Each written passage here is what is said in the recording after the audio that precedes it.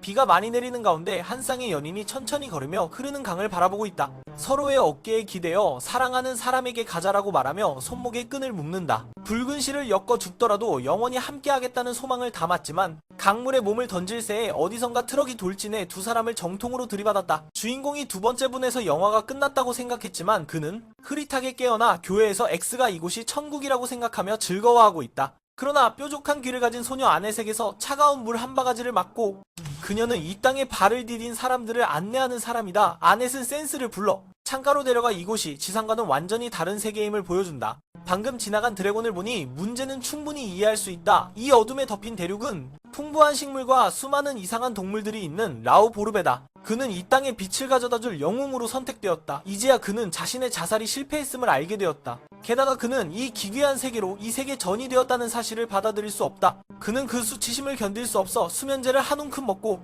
힘들게 극락으로 가길 바랐다. 아넷은 그를 정화의 빛으로 해독해 주었지만 이 자식이 깨어나서 고맙다는 말도 없이 차갑게 그녀에게 쓸데없는 걱정하지 말라고 했다. 아넷이 그의 영웅으로서 세계를 구하는 사명에 대해 떠들어도 그는 그냥 자고 싶다며 무시했다. 그들이 왜 그를 선택했는지 지금은 센스는 자신에게 부딪힌 트럭이 이 세계의 트럭이라는 것을 알게 되었다. 수많은 불행한 사람들 중에서 트럭은 몇몇을 선택해 들이받고 그들에게 새로운 삶을 시작할 기회를 준다. 그것이 바로 이 세계의 환생 서비스다. 트럭에 치였다는 것은 전생의 지상에서 매우 불행했음을 의미한다. 운이 좋았던 그는 이 세계로 환생하게 되었다. 그러나 그녀가 말을 마치자 센스는 그녀에게 행운을 주기 위해 다가갔다. 그 끔찍한 트럭 덕분에 나는 가장 행복한 순간인 연인의 자살을 놓쳤다. 그는 다른 사람의 행복을 함부로 결정하는 것이 웃기다고 말했다. 그리고 그는 한숨을 쉬며 담배 한 대 피워야겠다고 중얼거렸다. 아넷이 혼나면 화가 나겠지만 그녀는 센스가 미친 소리를 하는 것을 신경 쓰지 않았다. 그저 그에게 상태창을 보여주면 바로 태도를 바꿀 것이다. 이곳에 환생한 사람들은 모두 비범한 힘을 받기 때문이다. 이 할아버지의 능력치는 완전히 엉망인 슈퍼히어로 같아. 그러면 심지어 그 XM보다도 약하겠네. 아넷은 즉시 다른 능력을 확인해봐야겠다. 하지만 아무것도 없네. 도대체 무슨 황당한 일이 벌어지고 있는 거지? 처음으로 이렇게 약한 사람을 만나서 이 세계에 오게 되다니 당연히 어리둥절할 수밖에 없지. 센스가 기침을 하며 떠나자 아넷은 급히 그를 쫓아가 사과했다. 기술적인 문제로 그가 여기로 오게 된 거라고. 게다가 지금 그는 아무런 힘도 없어서 이 세계에서 살아남을 수 없다고. 지금 밖에 나가면 죽음으로 향하는 것과 다를 바가 없지. 하지만 그는 웃으며 말했어. 그게 바로 자신의 인생이라고. 어디에 있든 그는 그냥 한 로졸일 뿐이라고. 아넷은 그런 말을 듣고 더욱 죄책감을 느꼈고 그는 밖에 나가면 괴물들에게 찢겨질까봐 그를 붙잡으려 애썼다. 하지만 센스는 죽고 싶어하니 아넷은 그가 너무 다르다는 것을 깨달았다. 그녀는 이 일을 자랑스럽게 생각했지만 그 자신에게서 나오는 칭찬이 점점 실증이 나기 시작했다. 그러다 이 남자아이를 만나게 되었고 아넷은 그에게 직업을 하나 배우고 나서 가라고 했지만 그는 필요 없다고. 이미 작가이기 때문이라고 떠나기 전에 센스는 아넷의 귀가 예쁘다고 칭찬했다.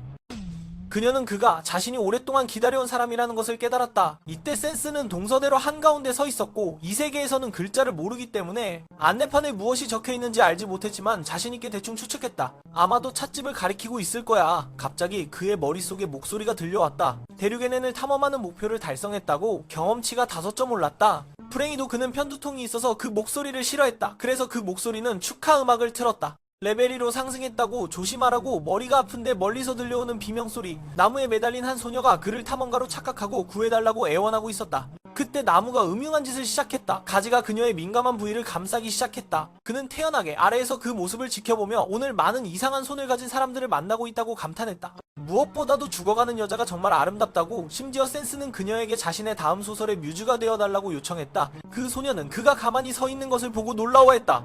그때 나무가 음탕하고 비열한 장난을 시작했다. 가지가 계속 뻗어나와서 그녀의 민감한 부위를 감싸고 있었다. S는 태연하게 아래에서 바라보았다. 그 아이가 소리쳤다. 오늘 이상한 손을 가진 많은 사람들을 만난 것에 감탄했다. 무엇보다도 죽어가는 여성은 정말 아름답고 심지어 센스는 그녀에게 자신의 소설의 뮤즈가 되어달라고 요청했다. 그 아이는 그가 가만히 서 있는 모습을 보고 있었다. 성격이 급한 그는 그녀를 구하기 위해 빨리 하라고 소리쳤고 그녀는 나무 가까이로 다가갔다. 손으로 몇 번 쳐보았지만 닿지 않았고 결국 나뭇가지에 걸려버렸다. 목이 졸려 그녀의 곁에 매달린 그는 그녀를 바라보며 말했다. 처음 만나는 것과 마지막 만나는 것 같아. 그래서 그녀는 욕을 퍼부었다. 이 나무는 잡은 생물의 생명력을 빨아들이는 능력이 있다. 그녀는 몇 분밖에 살 수 없다는 생각에 우울해하고 있었고 그는 기뻐하며 더 이상 살지 못할 것 같았다. 그는 흥분해서 심장이 쿵쾅거렸고 몸에서 빠져나가는 기운을 느꼈다. 그는 만족스러운 소리를 내며 몇 번 외치고 새로 사귄 친구에게 작별 인사를 했다. 그녀는 그가 머리를 숙이고 미친 듯이 소리치는 모습을 보고 깜짝 놀랐다. 절망 속에서 그 순간 주인공의 광채가 나타났다. 나무 괴물은 기운을 빨아들이지 않고 몸에서 독소가 빠르게 퍼져나갔다. 나무는 견딜 수 없어 즉시 폭발했다. 그녀는 멍하니 나무가 사라지는 모습을 바라보았다. 무슨 일이 일어난 건지 이해하지 못한 채 그녀는 아직 죽지 않은 것에 대해 우울해하고 있었다.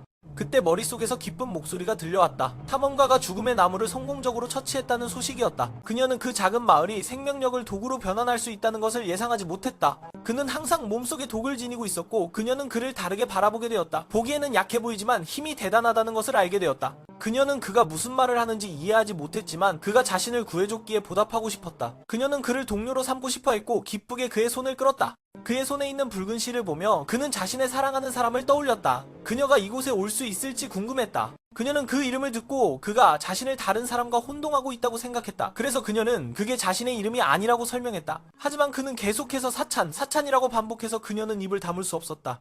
그녀는 분노에 차서 무력하게 한숨을 내쉬었다. 그 사이 센스는 이 세계에서 살아갈 동기를 찾았다. 그는 반드시 사랑하는 사람을 찾아 다시 천국으로 돌아가겠다고 다짐했다. 그때 아넷은 신에게 센스를 위해 기도하고 있었다. 동시에 그를 다시 만날 수 있기를 바라고 있었다. 그녀는 방금 그의 시선이 그의 손에 있는 빨간 실에 닿자 사랑하는 S를 떠올렸다. 그녀가 이곳에 올지 궁금해하며 작은 고양이 귀가 그 이름을 듣고 있었다. 그 이름이 자신과 혼동된 줄 알았던 그녀는 급히 설명했다. 그건 자신의 이름이 아니라고. 하지만 X는 계속해서 SS라고 부르며 그녀는 입을 다물 수 없었다. 분노에 차서 무력감에 한 소리 지르며 그때 센스는 다른 세계에서 살아갈 동기를 찾았다. 그는 반드시 사랑하는 사람을 찾아 함께 천국으로 돌아갈 것이다. 그때 에이넷은 신에게 센스를 위해 기도하고 있었고 동시에 그를 다시 만날 수 있기를 바랐다. 방금 에이넷이 빠르게 지표를 확인했을 때 S가 여전히 살아있음을 보았다. 그는 단지 말을 마치자 센스가 갑자기 문을 열고 들어왔다. 정말로 영혼의 세계는 장난이 아니다. 그가 웃으며 손을 흔들며 인사하는 모습을 보니 나는 아네트가 견딜 수 없을 정도로 혼란스러워졌다. 그때 검은 고양이가 그의 뒤에서 나와서 아네트는 한 박자 멈춘 듯 했다. 마음속의 기쁨이 사라져버렸지만 센스에게 무언가 일이 생긴 것 같았다. 물어보려고 했지만 아네트는 즉시 기분이 좋아졌다. 그런데 그가 찾고 있는 여자 이름이 사츠찬이라는 걸 알게 되자 그녀는 화가 나서 목소리가 커졌다. 잠시 후 그녀는 아무 단서도 없이 슬프게 떠났다. 검은 고양이는 걱정하지 말고 긍정적으로 생각하라고 격려했다. 형, 곧 그녀를 찾을 수 있을 거야 라고 하며 그녀는 그의 손을 잡고 근처 마을로 가려 했다. 그러나 아네트는 부끄러움을 모르는 이유로 그에게 한 대 맞았다. 부끄러움이 뭔지 모르냐고 화를 내며 그녀는 그를 따라가며 욕을 했다. 아네트가 당황한 모습을 보자 그녀는 웃으며 너는 센스를 좋아하는 거 맞지? 라고 물었다. 아네트는 그 질문에 당황하며 나는 그런 거 아니다. 나는 그를 보호해야 하는 교사니까 라고 변명했다. 그때 검은 고양이는 센스가 여기서 영웅이 되기 위해 왔다는 것을 알게 되었고 그래서 그가 그렇게 강한 이유를 이해했다. 그래서 아네트는 센스가 어떻게 죽음의 나무를 한 번에 쓰러뜨려서 자신의 목숨을 구했는지 이야기했다. 금발의 소녀는 그 이야기에 충격을 받았다. 그 사이 두 사람은 전투를 벌였고 센스는 자신의 시체에 꼭 맞는 관을 찾았다. 그는 아네트와 타마에게 잘 자라고 인사한 후 관의 뚜껑을 닫았다. 잘 자라는 말에 아네트는 기분이 좋았다. 적어도 그는 그녀의 이름을 정확히 불렀으니까 다른 사람과는 다르게. 그 후 그녀는 힘이 넘쳐 관을 끌고 왔다. 귀여운 고양이 소녀는 믿을 수 없었다. 나는 수도사야. 해질 무렵의 풍경은 매우 낭만적이었다. 두 소녀는 숨을 헐떡이며 관을 따라갔다. 귀여운 고양이 소녀는 너무 지쳐서 미쳐버릴 것 같았다. 그녀는 센스에게 욕을 했지만 아무런 반응도 받지 못했다. 그래서 그녀는 그가 죽어버린 줄 알았다. 아네트는 재빨리 상태를 확인했지만 센스는 여전히 살아있었다. 그냥 자고 있는 거야 라고 생각하며 그녀는 탐마, 그 아이는 탐마가 아니야 라고 말했다. 그래서 두 사람은 계속해서 그를 탐마라고 부르며 설명했지만 지루해져서 결국 포기했다. 이때 관 속의 센스는 사츠찬에 대한 꿈을 꾸고 있었다. 그는 그녀를 찾겠다고 맹세하며 근처 마을에 도착한 후 함께 자살할 것이라고 다짐했다. 탐마는 관의 뚜껑을 열고 센스를 깨웠다. 이곳의 활기찬 풍경은 그에게 다른 세계처럼 느껴졌다. 자고 있을 뿐이었다. 탐마는 죽은 것이 아니라 그 아이의 이름이 탐마가 아니었는데도 이 두 사람은 계속 그렇게 부르며 설명해도 지쳤다. 그래서 그녀는 포기하기로 했다. 이게 무슨 탐마마가 아니라서 두 사람이 계속 이렇게 부르고 설명하는 거야? 그때 S는 관 속에서 S를 꿈꾸고 있었다. 그는 그녀를 찾겠다고 맹세하며 그 후 근처 마을로 가서 함께 자살하겠다고 다짐했다. 탐마는 관 뚜껑을 열고 S를 깨웠다. 이곳의 분주한 풍경은 그에게 다른 세계를 느끼게 했다. 그렇게 왕 토마스와 공주가 있는 성에 도착한 후에도 그리 나쁘지 않았다. 샤를로트는 새 탐험가를 직접 맞이하며 왕이 그들을 허락했다. 성에 머물도록 하였고 그 대가로 그들은 자신의 모험 이야기를 들려주기로 했다. 잠시 생각한 후 왕에게 관 속에서 자는 기분이 어떤지 알고 싶지 않냐고 물어보았다. 그 질문에 왕은 얼굴이 파랗게 질려 그가 자신을 위협하고 있다고 생각했다. 다행히 아넷이 재치있게 공주가 아름답다고 칭찬하며 왕의 관심을 다른 곳으로 돌렸다. 토마스 왕은 정말로 그 함정에 걸려들었고 기쁜 마음으로 자신의 사랑하는 딸이 귀한 손님이 올 때 결혼할 것이라고 자랑했다. 왕 토마스는 즉시 두 후보를 불러들였다. 갑옷을 입은 전사 이름은 고메스였다. 그리고 그 옆에 있는 수수한 모습의 남자는 최근 괴물 때문에 더욱 난폭해진 자동차 음악가였다. 어둠의 군주에 대한 분노로 인해 괴물들이 더욱 난폭해졌지만 왕은 이 문제를 해결하기에는 너무 늙었다. 그래서 그는 이 두 사람 중 한 명을 샤를로트의 남편으로 선택하기로 결심했다. 그러나 샤를로트는 아직 누구를 선택할지 몰라서 왕 토마스는 탐험가에게 조언을 구하고 싶어 했다. 누가 샤를로트에게 적합한 남편인지에 대해 고민한 후 그는 대답했다. 누가 알겠습니까? 딸의 미래를 다른 사람에게 물어보는 것은 나쁜 왕과 다를 바가 없습니다. 그렇게 말하고 그는 뒷걸음질 쳐서 돌아섰고 두 보조자는 겁에 질려 사과했다. 죄송합니다. 그들은 약간 혼란스러웠지만 마음은 편안했다. 다행히 왕 토마스는 기분이 나쁘지 않았고 그는 정말로 다른 세계에서 온 것이었다. 공주 샤를로트는 그의 뒷모습을 바라보며 사랑에 빠진 듯한 눈빛을 보냈다. 그날 밤 그는 잠을 잘 수 없었고 아넷은 그를 바라보며 물었다. 불면증인가요? 그러자 그는 나는 언제 잠을 잘 수 있었던 적이 있나요? 라고 대답했다. 그는 우울한 기분으로 가득 차 있었고 아넷도 슬퍼졌다. 그녀는 고민 끝에 조심스럽게 차에 대해 물어보았다. 그 순간 방 안은 무서운 정적에 휩싸였다. 바로 그때 고양이의 꼬리가 침대 옆에서 흔들렸다. 아넷은 즉시 이불을 걷어차고 그의 발 아래에서 편안히 자고 있는 타마를 발견했다. 아넷은 깊게 생각하지 않고 베개로 타마를 한 대 쳤다. 어떻게 이런 귀한 남자의 무릎 위에서 이렇게 편하게 자고 있을 수 있지? 타마는 추워서 그랬어요. 그리고 이건 고양이의 본능이에요 라고 반박했다. 그렇게 두 소녀는 방 안에서 시끄럽게 싸우고 있었고 그들은 전혀 모르고 있었다. 그래서 두 아이는 방에서 시끄럽게 싸우고 있었고 그들은 그런 일에 대해 신경 쓰지 않았다. 상 S는 언제부터인지 조용히 밖으로 나가 달빛이 비치는 곳을 따라 걸었다. 밝은 곳에 도착하니 호수 옆 복도에서 공주 샤를롯을 만났다. 그녀도 여기 서 있었다. 하지만 사람들은 호수가 아름다워서 여기 서 있는 반면 이 노인은 그냥 호수에 뛰어들고 싶어 했다. 샤를롯은 그가 얼마나 우울한지 궁금해했다. 자살하고 싶을 정도로. 그러나 S는 이 공주가 자신보다 더 많은 고민을 하고 있다는 것을 알았다. 샤를롯은 슬프게도 먼 곳을 바라보았다. 사실 그녀는 고메스와 오토 중 누구를 선택해야 할지 결정을 내릴 수 없었다. 고메스가 여기 온 이후 그는 가장 신뢰할 수 있는 병사 중 한 명이 되었고 왕의 신뢰를 완전히 얻었다. 그러나 오토는 샤를롯의 어린 시절 친구로 그녀가 슬플 때마다 노래를 써주곤 했다. 그녀는 정말로 아버지가 믿는 사람을 선택해야 할지 그녀가 슬플 때마다 노래를 써주곤 했다. 그녀가 슬플 때마다 노래를 써주곤 했다. 그녀는 정말로 아버지가 믿는 사람을 선택해야 할지 그녀는 정말로 써주곤 했다. 그녀는 정말로 선택해야 할지 그녀는 정말로 선택해야 할지 그녀가 슬플 때마다 노래를 써주곤 했다. 그녀가 슬플 때마다 노래를 써주곤 했다. 그녀가 슬플 때마다 노래를 써주곤 했다. 그녀는 정말로 선택해야 할지 그녀는 정말로 써주곤 했다. 그녀는 정말로 선택해야 할지 아니면 항상 자신을 걱정해주는 사람을 선택해야 할지 모르겠다. 센스는 듣고 감탄했다. 공주가 정말 부모를 걱정하는 딸이라는 점은 그와는 다르다. 그는 여러 번 사랑하는 사람과 함께 자살을 시도했지만 부모님은 얼마나 많은 심장마비를 겪었는지 모른다. 그럼에도 불구하고 그는 누구에게도 어떻게 살아야 할지 도움을 요청한 적이 없었다. 그는 샤를롯에게 스스로 자신의 운명을 결정하라고 조언했다. 오직 그녀만이 자신이 진정으로 원하는 것이 무엇인지 알 수 있다. 다음날 아침 왕 토마스는 세 사람을 궁전으로 끌고 갔다. 그의 딸이 결국 결정을 내렸기 때문이다. 아넷은 공주가 국가의 이익을 위해 고메스를 선택할 것이라고 추측했다. 반면 타마는 공주와 오토가 더 잘 어울린다고 생각했다. 그런데 샤를롯은 센스에게로 곧장 가서 그와 함께 죽고 싶다고 말해 왕은 충격을 받았다. 그는 소리쳤고 왕과 두 남자는 이 충격에 가만히 앉아있을 수 없었다. 타마는 공주가 귀신에 홀린 줄 알았고 아넷은 기절했다. 그럼에도 불구하고 샤를롯은 여전히 센스에게 관심을 보이며 그와 이야기한 후 많은 것을 생각했다. 그녀는 오토가 슬플 때마다 노래하고 그녀를 위해 노래를 부르지만 그녀가 슬프지 않을 때는 그도 노래를 부르며 시끄럽고 고메스는 약간 불쾌한 냄새가 나기 때문에 그녀는 그를 선택할 수 없었다. 왕 토마스는 그녀에게 그렇게 경솔하지 말라고 꾸짖었다. 결혼은 장난이 아니라고. 누가 알았겠는가. 샤를롯은 항상 착한 딸이었지만 아버지에게 반항할 용기를 냈다.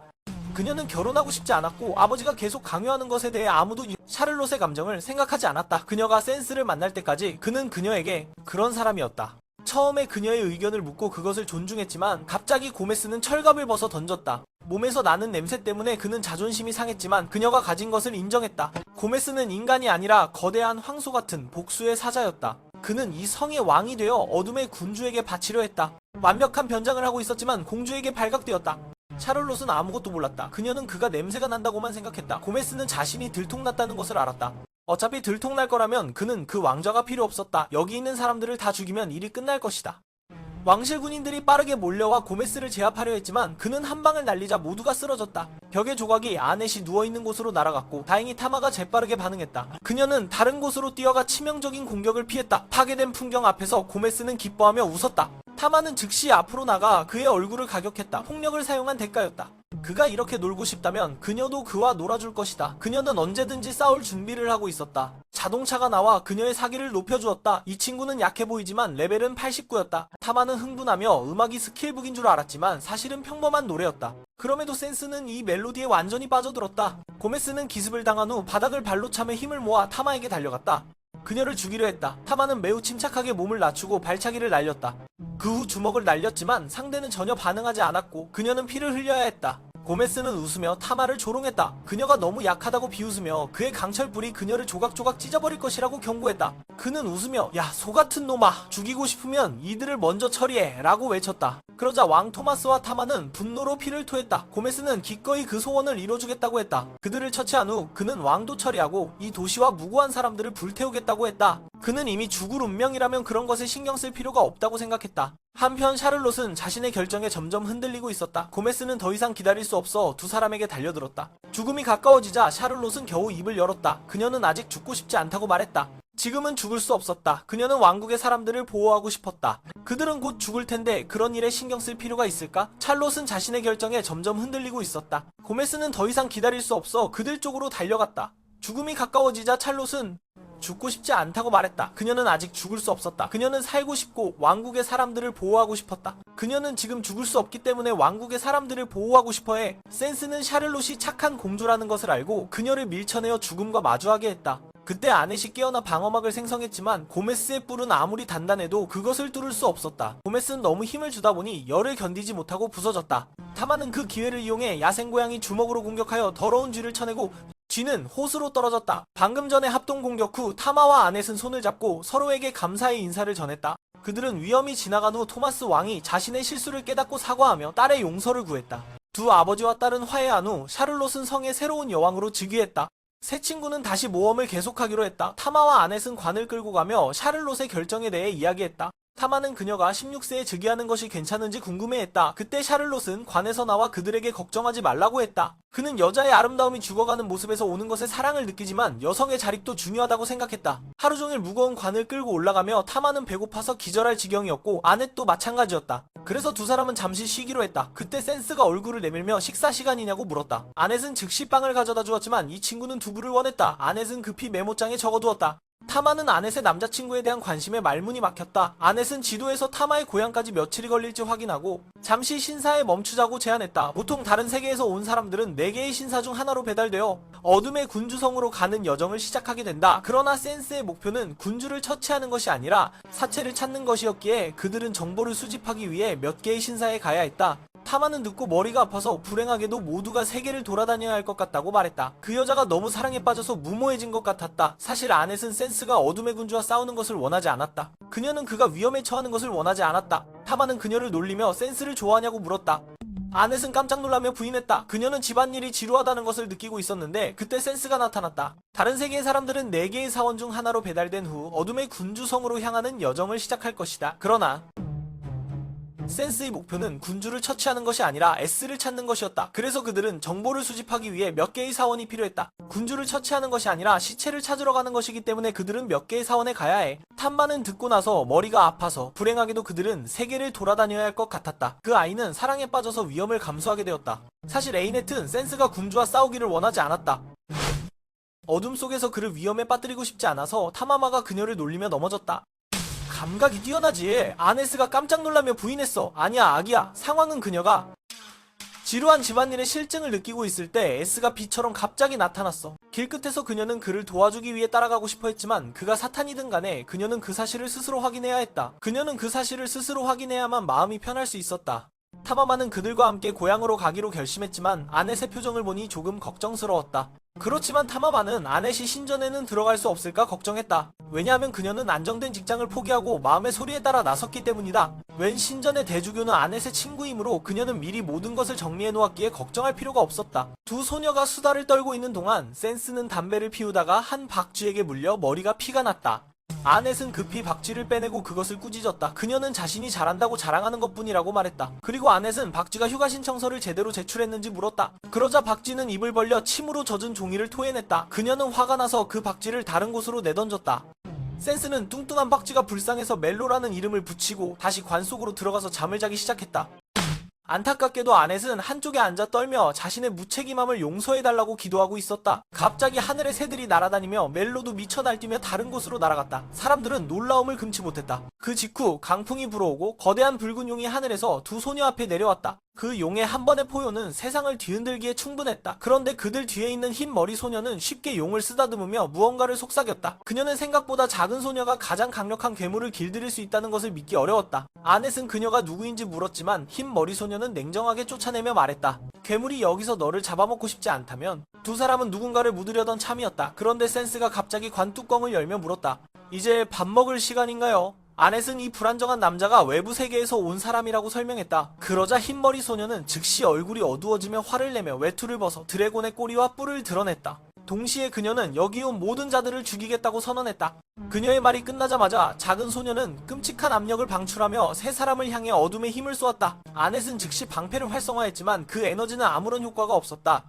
얼마 지나지 않아 방패가 산산조각 나며 큰 폭발이 일어났고 검은 연기가 자욱하게 피어올랐다. 돌이 비처럼 쏟아지듯 떨어졌고 아넷과 타마는 땅에 넘어졌지만 여전히 노력했다. 끔찍한 힘의 어둠의 광선을 세 사람에게 쏘아보냈고 아넷은 즉시 방패를 활성화했지만 그 에너지는 전혀 통하지 않았어. 얼마 지나지 않아 방패는 산산조각 나서 큰 폭발을 일으켰고 검은 연기가 자욱하게 피어올랐어. 돌이 쏟아지듯 비처럼 떨어졌고 아넷과 타마는 땅에 쓰러졌지만 여전히 힘을 내서 어떤 대가를 치르더라도 사야를 지켜야 해. 그런데 하얀 머리가 한 번만 쳐다보면 둘 다 땅에 쓰러졌고 그때 아넷은 목에 빛나는 기호를 보게 된다. 그녀는 이것이 진짜 어둠의 군주라는 것을 깨닫고 동료들은 움직일 수 없고 사야는 천천히 어둠의 군주에게 다가간다.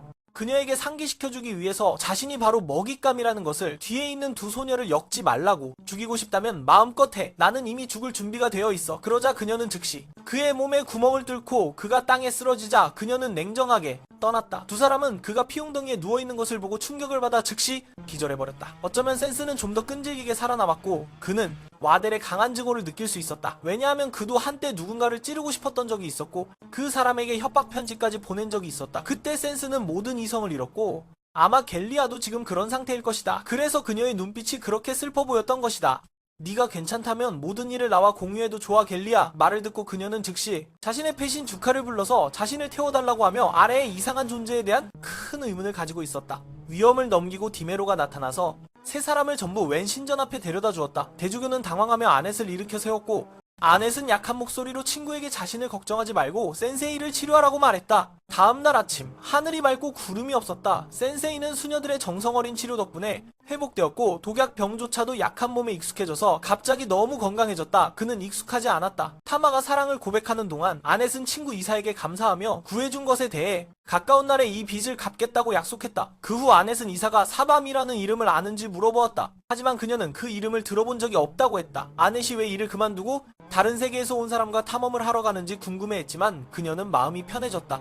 솔직히 말하자면 아넷은 너무 순진해서 이 일에 적합하지 않지만 그럼에도 불구하고 이사는 아넷이 이 세계 사람들과 함께 가는 것에 동의하지 않았다. 왜냐하면 그들은 좋은 종류가 아니기 때문이다. 그들은 어둠의 군주를 물리치기 위해 신성한 힘을 부여받았지만 그들을 무차별적으로 사용하고 있다. 예를 들어 이 자식은 힙합 네버드라는 이름의 애인데 그는 항상 몇 마디만 알고 있다. 어둠의 군주인데도 불구하고 그들을 무차별적으로 사용하고 있어. 예를 들어 저놈처럼 힙합 네버드가 너를 사랑해 네버세이. 그는 항상 몇 마디로 방어만 해. 무한한 화폐 복제 능력을 사용하고 이사에게 화를 내라.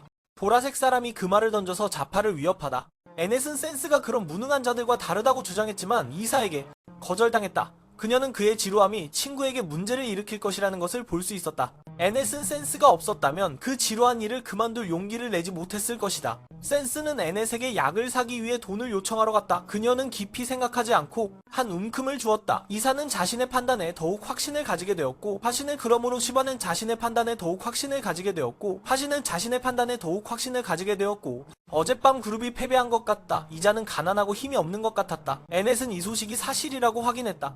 하지만 비록 무능하더라도 그는 어둠의 군주에 맞서 싸우겠다고 나섰다. 이사는 그의 말을 듣고 얼굴이 변했다. 어둠의 군주는 일주일 전에 다른 자에게 패배했다고 했다. 과연 어둠의 성에서 미친 드래곤이 절망 속에서 울부짖고 있었다. 신비로운 자가 피로 가득한 왕좌에 앉아 있었다. 그는 드래곤에게 더 울어봐야 소용없다고 말했다. 그의 주인은 이미 그에게 처리되었기 때문이다. 이것이 가르디아가 멀리서 자신의 성을 바라볼 수밖에 없는 이유였다. 타마는 어둠의 군주가 패배했다는 소식을 듣고 기뻐하며 춤을 추었다. 그러다 문득 어제 그 나른 젠당 마감 암정 천구로 또 붙다는 소식을 듣고 얼굴이 채탄 소녀가 누구인지 궁금해졌다. 만약 어둠의 군주가 일주일 전에 무너졌다면 왜 센스가 여기로 보내졌는지 의문이었다. 두 소녀는 바쁘게 논쟁하고 있었다. 그때 센스는 갑자기 하얀 종이를 찍고 바닥에 주저앉았다. 그는 여기 온 이후로 일어난 사건에 대해 쓰고 싶었지만 한 글자도 쓸 수 없어 절망감을 느끼고 있었다. 아마도 그는 자신의 직감을 자극할 무언가가 필요했을 것이다. 에넷은 모두를 데리고 밖으로 나가 산책하고 그에게 너무 큰 갑옷을 사주었다. 그리고 그는 길 한가운데에 앉아 아이들이 구경하게 만들었다. 그때 이사가 우연히 지나가다 마주쳤고, 그래서 그녀는 에넷이 앞으로 자신과 함께 있을 것이라고 말했다. 그녀는 친구인 리터를 센스 같은 위험에서 멀리하기 위해 그에게 그 바보 같은 그룹을 해산하라고 요구해야 했다. 하지만 이 일은 에넷이 결정해야 했다. 센스는 그녀의 선택에 영향을 주고 싶지 않았다. 그는 큰 소리로 반박하고 있었는데 갑자기 시끄러운 소리가 들렸다. 사람들이 거리로 나와 환생자들이 의식을 하는 것을 구경하고 있었다. 대중 앞에서 큰 목소리로 소개하는 금발의 남자 스즈키. 스즈키는 흥분하며 어둠의 군주가 외부 세계에서 온 사람들에 의해 처치되었다고 발표했다. 이에 시민들은 기뻐하며 스즈키를 칭송했다. 스즈키는 이를 기회로 삼아 영웅의 시대를 만들자고 제안했다. 이 세계에 온 이세카이 사람들에 의해 통치되며 도시는 스즈키가 다스릴 것이다. 시민들이 이를 듣고 무릎을 꿇고 복종하자 타마는 그를 보며 소리쳤다.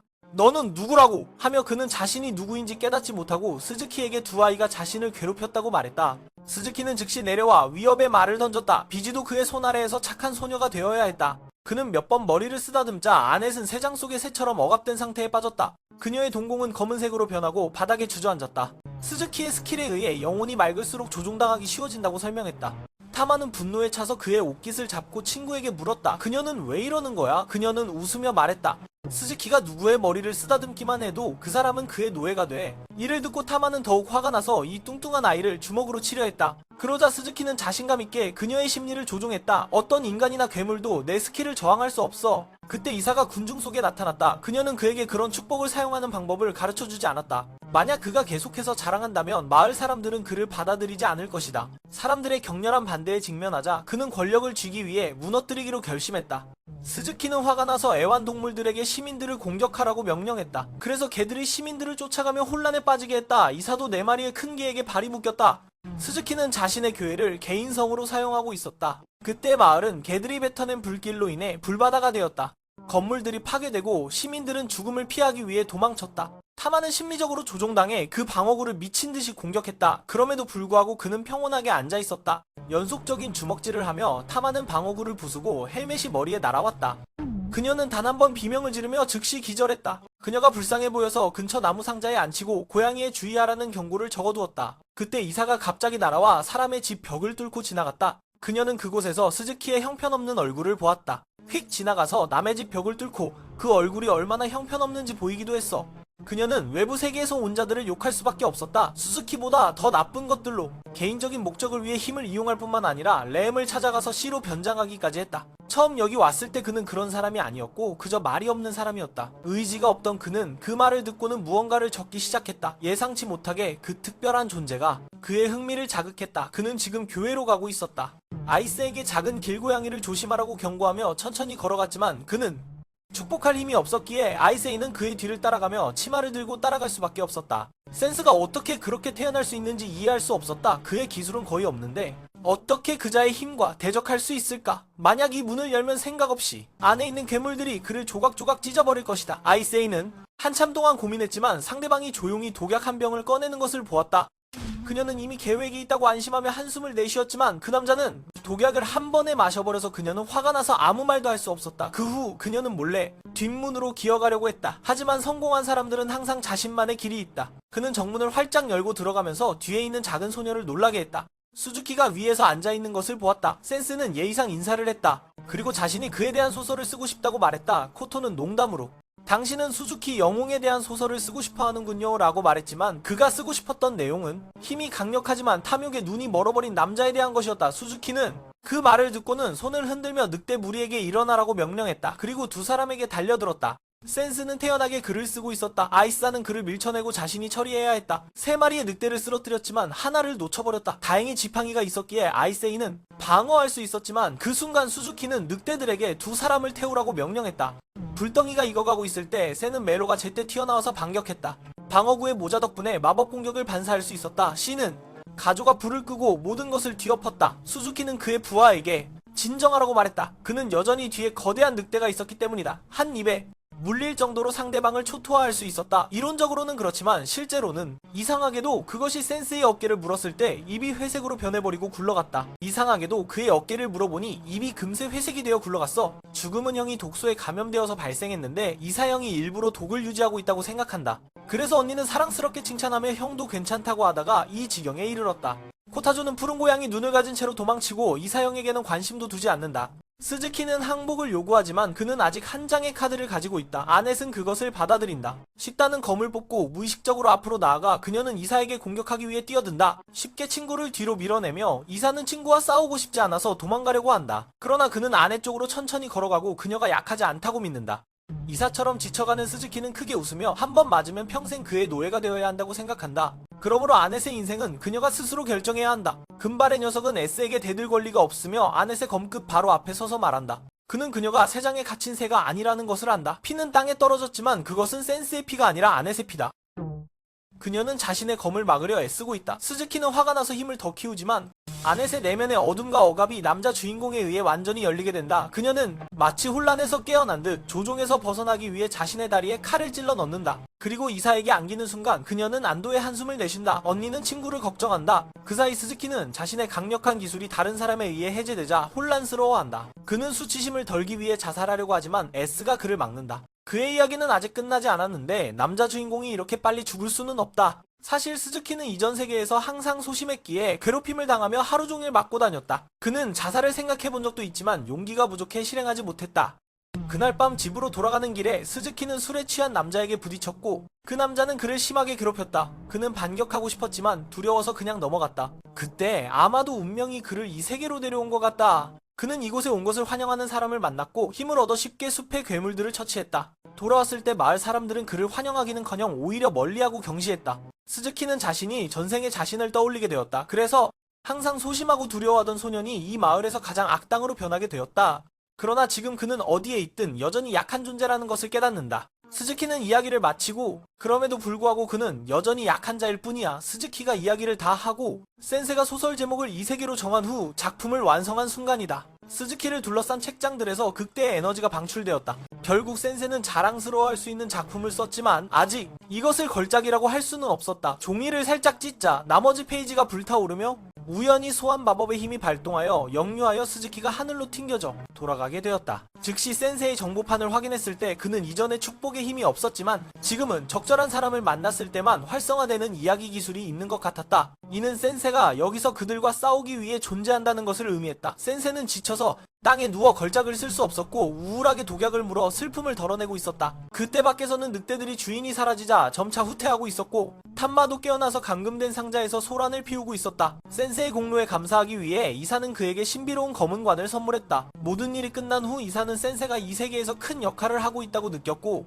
그래서 그녀는 친구에게 그를 최대한 지원하라고 당부했다. 앞으로 많은 어려움과 위험이 도사리고 있기 때문이다. 그들이 떠나기 전에 이사는 센세에게 스즈키가 거대한 힘을 소유하여 타락한 것인지 궁금해 물었다. 그는 웃으며 누가 알겠냐고 대답했다. 사실 스즈키 영웅의 이야기는 여기서 끝났지만 현실 세계의 스즈키 이야기는 여전히 진행 중이었다. 그는 학교를 그만두고 편의점에서 일자리를 구하며 새로운 삶을 시작하고 있었다. 더 나은 삶을 위해 3인조 코미디 팀과는 멀리 떨어진 곳에서 이사는 파판 주의교회로 이사했으며 술에 취한 구프는 언제부터 여기 있었는지 하루 종일 난쟁이들을 상대해야 해서 매우 불쾌해하고 있었다. 신부는 그에게 종족 차별을 하지 말라고 상기시켰지만 구프는 여전히 고집을 부렸다. 그래서 그는 부드럽게 조롱하며 몇 마디를 던져 화를 돋구었다. 그 말이 구프의 성질을 건드리자 그는 화를 내며 논쟁을 벌였다. 하지만 신부 골리는 매우 침착하게 그에게 삶의 방식을 바꾸라고 권했다. 그러던 중 추기경 밀러가 회의에 들어오자 분위기가 잠시 가라앉았다. 보고할 시간이 없었는데 핑크머리의 소녀가 갑자기 나타나더니 그 자리에서 넘어졌다. 여러분, 이 소녀는 NN 사원의 새로운 주교이며 아네스를 대신할 사람입니다. 지금은 화산이 있는 땅을 여행 중이며 특별한 일이 없어서 보고할 것이 없습니다. 그런데 밀러 추기경은 샤를롯 공주가 방금 왕자를 상속받았다는 소식을 들었습니다. AIA는 자신이 총주교인 비에텐을 잊어버렸다는 사실에 놀랐습니다. 에토는 서둘러 나서서 그 작은 실수를 구해주었습니다. 그가 관리하는 호수의 땅은 완전히 괜찮아서 문제는 없었습니다. 그 후 술에 취한 신부가 지텐 사원에서 사막과 먼 땅에 대한 보고를 했습니다. 그곳은 중심에서 조금 멀리 떨어져 있지만 여전히 잘 발전하고 있습니다. 다만 난쟁이 부족 간의 충돌이 자주 발생합니다. 마지막으로 이사는 웬 사원에서 관리하는 숲과 바람의 땅에서 며칠 전 약간의 문제를 겪었습니다.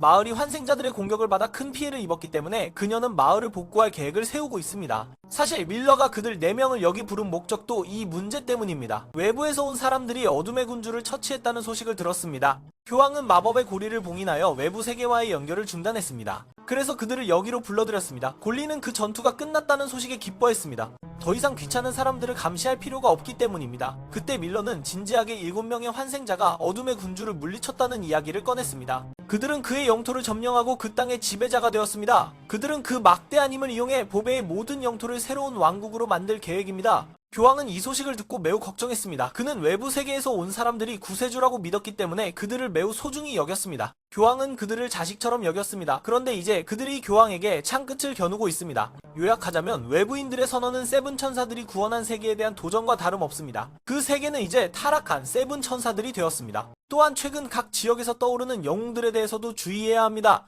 어둠의 군주의 딸인 가르디아가 실종되었다는 사실도 간과해서는 안됩니다. 보배는 새로운 시대에 접어들었습니다. 신부들의 임무는 이 어려움을 극복하고 평화를 유지하는 것입니다. 그 문제에 대해 세 사람은 우려를 표했지만 이사는 담담하게 그들을 물리칠 방법이 있다고 말했습니다. 그리고 그녀는 센스를 만난 이야기를 들려주었습니다.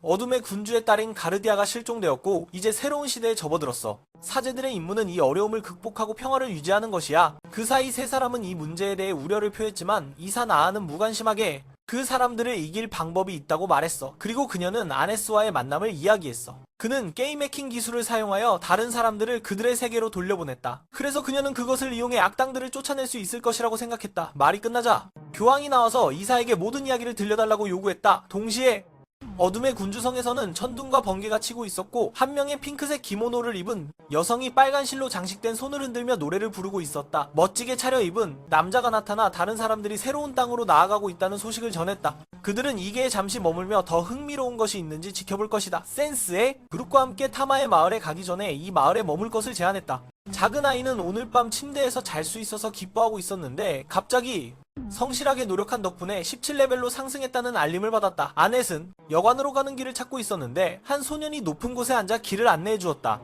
알고 보니 그 아이는 영웅 소개 서비스를 제공하는 판매자였다. 모험을 좋아하는 다프니 만자는 영웅 소개 서비스를 사람들은 그 아이와 연결되어 이곳에 와서 자신의 열정을 충족시키고 위험으로부터 자신의 열정을 충족시키고 위험으로부터 자신의 열정을 충족시키고 보호받을 수 있었다. 타마는 자연스럽게 마을의 두 멍청이를 떠올렸다. 그들은 말문이 막혀서 아넷의 초대를 정중히 거절했지만 아넷은 용감한 전사를 고용하기 위해 돈을 꺼내들었다. 센스의 안전에 비하면 이 돈은 그리 큰 것이 아니었다. 그 소녀는 재치있게 관 옆에 앉아 감동적으로 말했다. 그가 천국에서 미소 지을 거예요. 두 소녀가 영웅에게 호위받고 있다는 걸 안다면. 그런데 갑자기 그가 관에서 튀어나와서 놀라게 했다. 타마는 두려워서 소리를 질렀다. 타마는 그 아이가 오해할까봐 설명했다. 이 친구는 그냥 그렇게 생겼을 뿐이야.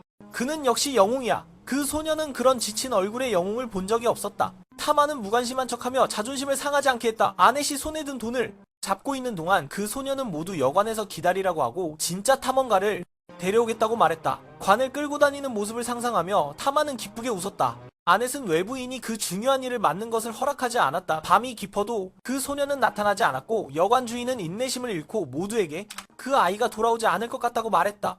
그의 눈빛은 어린아이 같지 않았다. 여관 주인은 음악 효과를 듣고 그 아이는 탐험가를 만난 적이 없으니 찾을 수 있는 일은 없다고 말했다. 그들에게 마지막으로 기회를 준 사람은 몇 명이 속았는지 결론을 내렸다. 그리고 아는 숨이 막힐 정도로 화가 나서 몇 번 숨을 쉬고 나서야 다시 평정을 찾았다. 호기심이 생긴 그 아이에 대해 주인이 이야기해 주었다. 그 아이는 이 마을에 오래 살고 있는 고아로 생계를 위해 이곳에 발을 디딘 탐험가들을 속이는 방법으로 살아가고 있었다. 그래서 그는 마을의 골칫거리였다. 그녀는 그의 상황을 언급할 때마다 깊은 한숨을 쉬었다. 영웅이란 게 무엇이냐? 그런 훌륭한 사람들이 정말 존재한다면 그 불쌍한 아이를 먼저 구해야 하지 않겠냐? 지금 그는 장년가마그레 스왓 다리 아래에서 움츠리고 앉아 금빛검을 바라보고 있었다. 갑자기 그는 얼굴을 가린 도둑무리에게 잡혀갔다. 그들은 그를 한쪽 구석에 꽁꽁 묶고는 그가 모은 돈을 세며 즐거워했다. 그는 필사적으로 몸부림치며 도둑들에게 외쳤다. 그의 외부 세계의 친구들이 가만히 두지 않을 거라고. 불행히도 이 도둑들은 전생의 기억을 가진 자들로 드래곤의 피부를 뚫을 수 있는 궁극의 무기를 소유하고 있었다. 그들은 그 아이의 이름을 이용해 돈을 벌기 위해 그를 급습한 것이었다. 그를 죽인 후 다른 유령들에게 자랑할 수 있도록 하려는 것이었다. 이런 상황에 실망한 그는 완전히 포기하고 희망을 잃었다. 그때 그 악당이 갑자기 화살을 쏘았고 그의 동료를 겨냥했다. 뚱뚱한 녀석이 땅에 쓰러져 아프다고 소리쳤다. 이런 쓰레기 같은 자들은 영웅이라는 두 글자에 걸맞지 않았다. 이런 악행 때문에 아이들이 그들을 따라하게 되는 것이다. 마른 녀석은 분석 눈을 활성화하여 그도 전생의 사람임을 발견하고 당황했다. 하지만 그가 단 한 방울의 체력만 남았고 온몸이 독에 중독되어 있다는 것을 알게 되자 두목은 이 상황이 쉽게 끝날 것이라며 자신감을 가졌다. 그는 그에게 가장 끔찍한 고통을 맛보게 할 것이라고 큰 소리쳤다. 갑자기 센스의 체력이 믿을 수 없는 속도로 증가하기 시작했다. 그는 극도로 흥분한 상태였지만 정확한 조준을 위해 하트 표시를 잊지 않았다. 그의 변태 같은 웃음소리에 모두가 도망쳤다. 그는 그들의 겁쟁이 같은 모습에 실망하지 않을 수 없었다. 아이는 나는 그 칭호에 어울리지 않아서 떠나면서 그 아이를 풀어주지도 않았다. 다음날 아침 모두가 고를 태우고 출발하려고 하는데 S가 비틀거리고 있었다. 잠이 부족한 듯 아넷이 급히 달려가서 어젯밤에 그가 다른 여자와 놀았는지 물었다. 그는 모호하게 대답했다. 나는 멋진 밤을 보냈어. 그러자 그 아이는 혼란스러워했다. C는 태연하게 들어가서 잠을 자고 있었고 이때 니아가 그들 뒤에 나타났다. 탐마는 화가 나서 돈을 돌려달라고 했지만 그들은 아무것도 없었다. 게다가 니아는 약속을 지키는 사람이어서 용감한 영웅을 데려왔다. 물론 그 사람은 바로 너였다. 길을 가는 동안 센스 X는 짧게 한숨을 쉬며 자살하고 싶어 했다. 그래서 너는 당황했고 두 누나는 익숙해져서 아무 반응도 없었다. 탐마는 일을 하며 관을 끌고 갔고 아이는 모두가 조금 더 가면 근도시가 도착할 것이라고 말했다. 탐마는 고향에서 매우 유명한 가짜였다. 과연 병사들이 문을 지키고 있다가 그녀를 보자마자 즉시 포위했다. 그 후 그들은 모두 어둠 속으로 쳐넣었다. 아넷은 감정이 북받쳐 눈물을 흘리며 갇혀 있었다. 니아는 그들이 범죄를 저질러서 잡혔다고 추측했다. 부자에게서 훔쳐서 가난한 사람에게 나누어주는 범죄라고. 하지만 아넷은 재빨리 그를 막았다. 탐마는 그런 사람들 아니야. 그는 단지 이 세계에서 범죄자를 어떻게 처형하는지 알고 싶어해. 그 생각만으로도 그는 기뻐서 몸이 떨렸다. 그래서 그는 재빨리 도구를 사용해 잠금을 열어 모두를 탈출시켰다. 칭찬받을 줄 알았는데 예상치 못한 경멸의 시선을 받았다. 아넷의 위치에서 아넷은 조용히 니아의 어깨에 손을 얹었다. 그러자 너는 기뻐하며 형이 나를 위로해주려나? 라고 생각했지만 그는 너에게 경멸의 눈빛을 던졌다. 너는 왜 이렇게 힘들게 하니? 그러자 니아는 화가 나서 울기 시작했다. 그때 병사들이 어디선가 쳐들어와 모두를 묶어버렸다. 그 후 그들은 그들을 왕 앞에 데려갔다. 총리바트는 그들이 저지른 범죄가 매우 심각하다고 선언하며 사형에 처해질 것이라고 말했다. 시베리안 왕은 그들이 마티아 공주를 납치했다고 생각했다. 아넷은 도대체 무슨 소리인지 이해하지 못했다. 갑자기 탐마가 화려한 복장으로 들어와 자신이 납치된 것이 아니라 여러 나라를 탐험하고 무술 실력을 높이기 위해 가고 싶다고 주장했다. 처음에 아넷은 놀라서 입을 다물지 못했지만 몇 초 후 그녀는 존경심을 담아 탐마를 귀부인이라고 불렀다. 그러자 그 아이는 책을 넘기는 것보다 빠르게 변신했다. 탐마는 왕에게 동료들을 풀어달라고 강력히 요구했다. 그러나 그는 단지 동의했다. 파인애플이 뭐야? 갑자기 탐마가 화려한 복장으로 들어와 자신이 납치되지 않았고 여러 나라를 탐험하고 무술 실력을 높이고 싶다고 주장했어. 처음에 아넷은 놀라서 입이 벌어졌지만 몇 초 후 그녀는 탐마를 존경스럽게 귀부인이라고 불렀고 그 작은 애는 빠른 변신에 푹 빠졌어. 탐마는 왕에게 동료를 풀어달라고 조르지만 그는 단지 동의했어. 한 가지 조건이 있다. 탐마는 더 이상 바보 같은 짓을 하지 않겠다고 약속해야 한다. 탐마는 아버지와 약속하고 더 이상 노인을 고발하지 않겠다고 동의할 수밖에 없었다. 떠나기 전에 탐마는 슬프게도 더 이상 그들과 함께할 수 없다는 것을 사과하고 항상 자신을 돌봐준 모든 이들에게 감사했다. 그들은 곧바로 술집으로 향했다. 처형당하지 않게 되어 기분이 좋지 않아 독약을 마시기로 했다. 아넷이 아무리 말려도 그는 슬퍼하지 말라고 했지만 이때까지도 탐마가 공주라는 소식에 놀라움을 감추지 못했다. 아넷은 탐마에게 항상 무례하게 대했기 때문에 그녀가 처형당할 것이라고 생각했었다. 테이블에서 일하는 소녀가 다가와 대화를 시작했다. 그녀는 마르티나 공주의 하인이었던 피였다. 그들은 함께 탐험을 하고 있었고 왕은 공주를 되찾기로 결정했다. 센세이는 그들 사이의 비밀을 알고 있었기 때문에 그녀에게 몇 가지 정보를 요청했다. 센세이가 탐마를 처음 만났을 때 그녀는 나무 괴물에게 붙잡혔고 고향으로 돌아온 후에는 왕이 그녀를 성 안에 가두었다. 그 이야기는 그녀의 글쓰기 흥미를 자극하기에 충분했지만 아넷은 공주의 과거를 파헤치는 것이 좋은 생각이라고 생각하지 않았다. 니아도 그녀의 의견에 동의했지만 센세이는 탐마의 신분에 관심이 없었다. 그가 관심 있는 것은 바로 그녀 자신이었다. 포는 그 말을 듣고 모든 이야기를 그들에게 털어놓기로 결심했다. 그 사이 탐마는 성 안에서 사람들이 자신이 공주라는 사실을 알았을 때의 반응을 떠올리고 있었다. 그녀는 창밖을 바라보며 보안팀이 무엇을 하고 있는지 궁금해했다. 우연히도 누군가 지붕 위에 서 있는 것을 발견했다.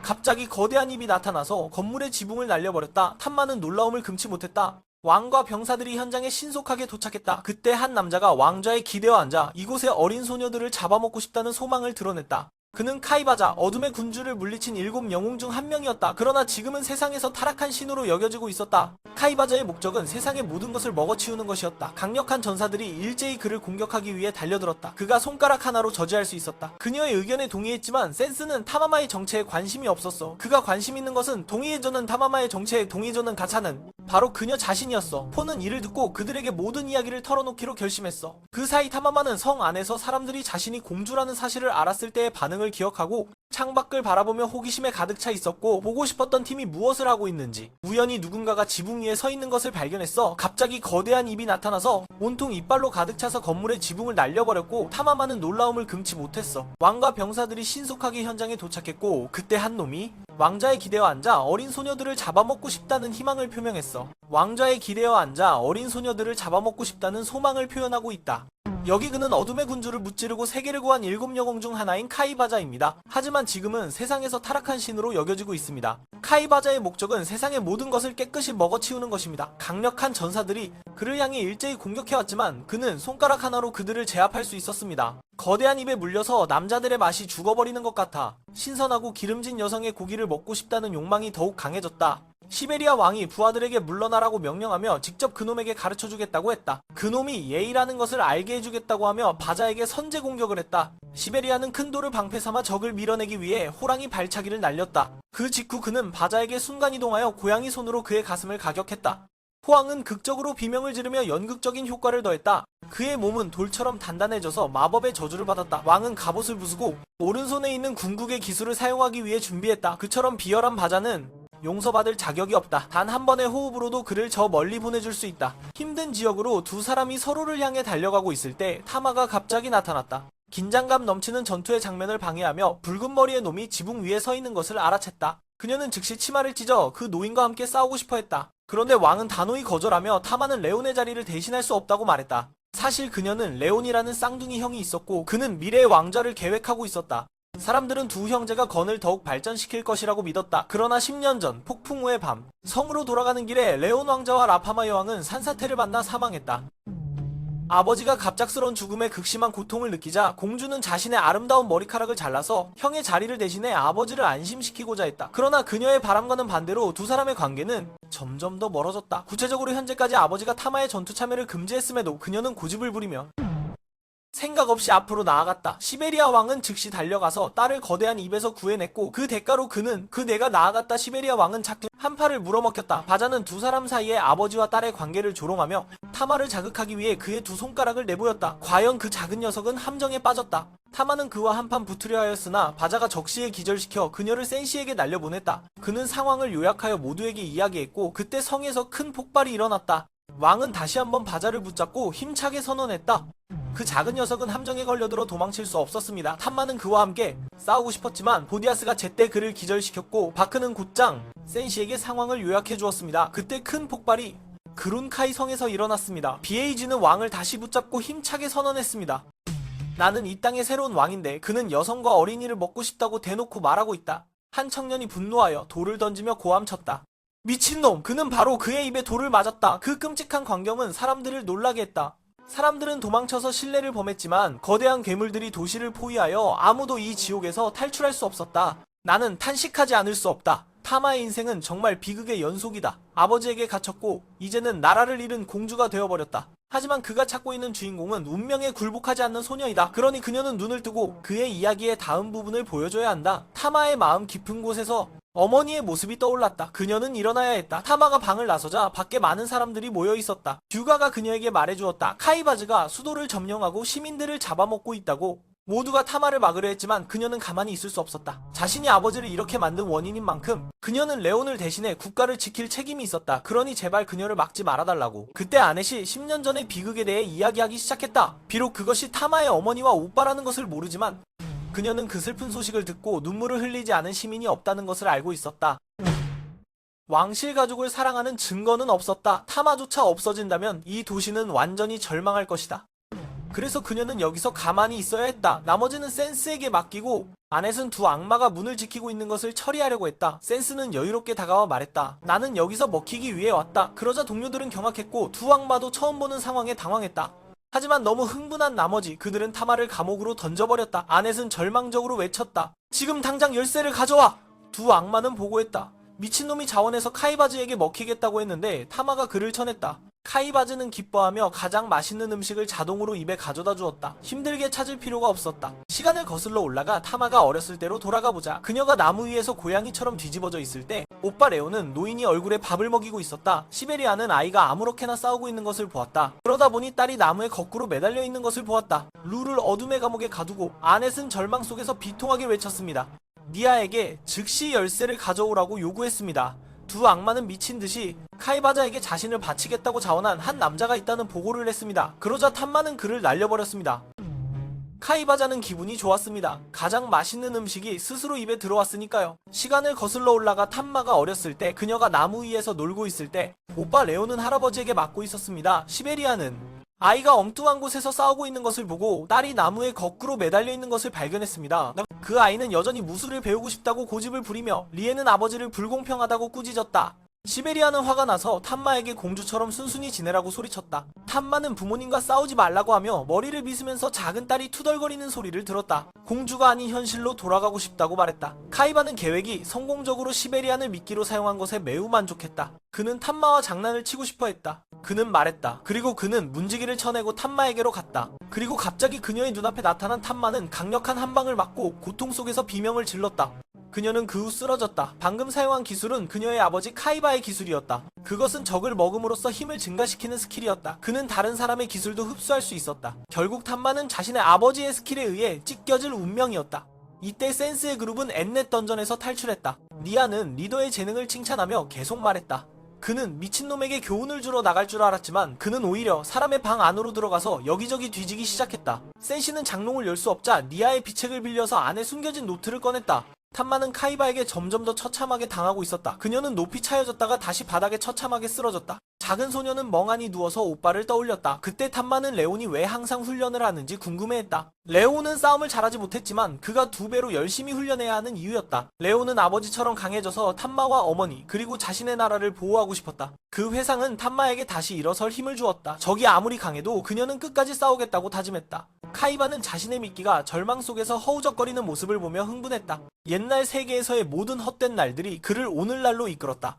카이바는 옛날 세계에서 진짜 부유한 사람이었다. 그는 즐기기만 하면 되었고 나머지는 부모님이 알아서 했다. 매일 고급 요리를 6가지씩 먹었지만 카이바는 매우 공허함을 느꼈다. 그는 더 많은 생명력을 느끼고 싶었다. 그래서 카이바는 포크를 하녀에게 찔렀다. 그러나 그것만으로는 그의 본능을 만족시키기에 부족했다. 그는 더욱 공허함을 느꼈다. 화려한 세상에 갇혀있는 것이 지겹기만 했다. 그는 오늘날 그에게 길을 열어준 것입니다. 카이바자는 옛세계에서 진정한 타락한 자였습니다. 그는 즐거움을 누리기만 하면 되었고 나머지는 부모님이 알아서 하게 했습니다. 매일 고급 요리를 6가지 먹었지만 카이바자는 여전히 공허함을 느꼈습니다. 그는 더 많은 생명을 느끼고 싶어 했습니다. 그래서 카이바자는 포크를 하녀의 몸에 찔렀습니다. 그러나 그것으로는 그의 내면의 짐승을 만족시킬 수 없었습니다. 그는 더욱더 공허함을 느꼈습니다. 화려한 세상에 갇혀있는 것이 지겹기만 했습니다. 카이바자는 집을 나와 길가에서 힘들게 라면을 먹고 있는 노숙자를 보고 그를 잔인하게 때려 죽였다. 운 좋게도 카이바자는 자신을 이 세상에서 가장 고통받는 사람이라고 생각했다. 그 후 그는 차에 치여 환생하게 되었다. 결국 카이바자는 자신의 뜻대로 살 수 있게 되었고 더 이상 우리를 가두는 가축이 아니었다. 그의 입은 크게 벌어져 음식을 먹으려 했지만 그 순간 세상에 대한 두려움으로 인해 멈춰버렸다. 그는 누가 나타났는지 궁금해하고 있었고 그때 아넷과 니아가 뒤에서 그가 죽을 것이라고 말했다. 왜냐하면 그가 환생한 사람을 옛 세계로 돌려보낼 수 있는 능력이 없기 때문이다. 아넷은 그 미친놈을 원래의 장소로 돌려보내기 위해 이야기하는 힘을 사용하라고 제안했다. 하지만 그는 단호히 거절했다. 한 무기력한 자의 인생은 그에게 가치가 없었다.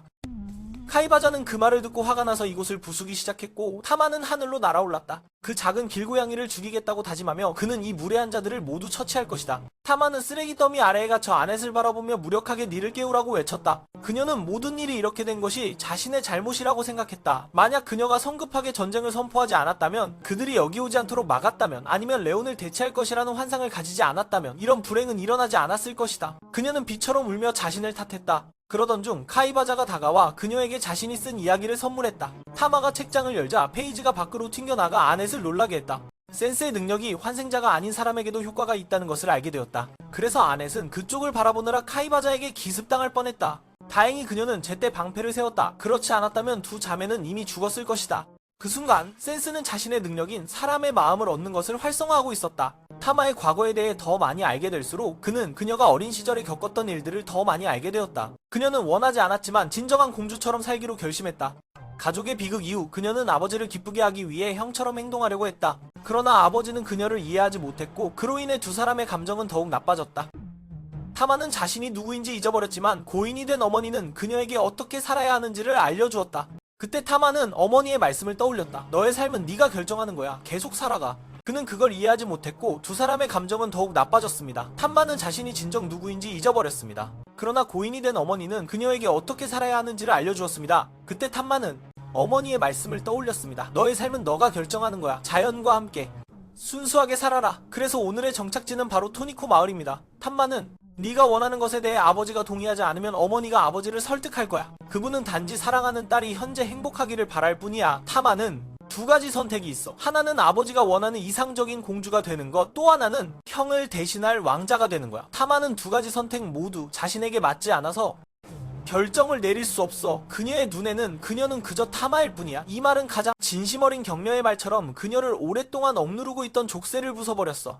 이제 타마는 스스로 이야기의 나머지를 쓸 거야. 그 순간 그녀의 손에서 눈부신 빛이 터져 나왔고 그것은 신수의 상징이었어. 그 힘은 그 어느 때보다도 강하게 솟아올랐고 어린 시절 레온이 여동생의 특별한 힘을 발견했을 때처럼 그는 아버지에게 말하고 싶었지만 타마가 그를 막았어. 아버지는 항상 그녀가 무술을 배우는 것을 막았으니 이걸 보면 절대 기뻐하지 않을 거야. 그날 이후로 타마의 손에 있는 인장이 더 이상 빛나지 않았고 시베리아는 자신이 그 아이의 재능을 막고 있었다는 것을 깨달았어. 그것은 그녀를 모든 위험으로부터 보호하고 싶었기 때문이야. 그는 머리를 숙이고 조용히 딸에게 자신의 잘못을 용서해달라고 빌었어. 카이바자는 타마가 힘을 깨우치자 비웃었어. 만약 이게 만화나 애니메이션이라면 아마 그녀는 그를 이기고 감동적인 해피엔딩을 맞이했겠지. 그 시나리오는 아름답지만 안타깝게도 그런 일은 일어나지 않을 거야. 카이바자는 포식자고 타마 같은 가축들은 여기서 그에게 삼켜질 거야. 그녀는 그 말을 듣고 비웃을 수밖에 없었어. 사람들은 종종 희망의 눈이 멀지만 깊은 절망 속에서도 우리는 어둠 속에서 희미한 희망의 빛을 찾을 수 있어. 카이바자가 아버지의 팔을 소화해버렸다는 이야기를 하더라도 타마는 주저하지 않고 두 가지 고양이 가문의 필살기를 동시에 날렸어. 그로 인해 그는 균형을 잃었고 적이 반격할 틈도 주지 않고 타마는 특별한 기술인 왕의 발톱을 사용했어. 그녀는 힘들게 그 기술을 사용한 후 곧바로 기진맥진의 아버지의 품에 쓰러졌어. 아넷은 급히 타마를 도와주러 달려갔고 그 사이에 시베리아는 왕에게 방금 훔친 책을 돌려주었어. 그는 시베리아가 장난을 친 것에 대해 꾸짖지 않고 오히려 그가 자신의 딸을 보호하고 길을 열어준 것에 대해 고마워했어. 두자트는 공주가 깨어났고 심지어 왕의 발톱 기술도 사용할 수 있게 되었음을 보았어. 비록 완벽하진 않지만 갑자기 다른 몸으로 나타난 바흐도 그 장면에 놀랐다.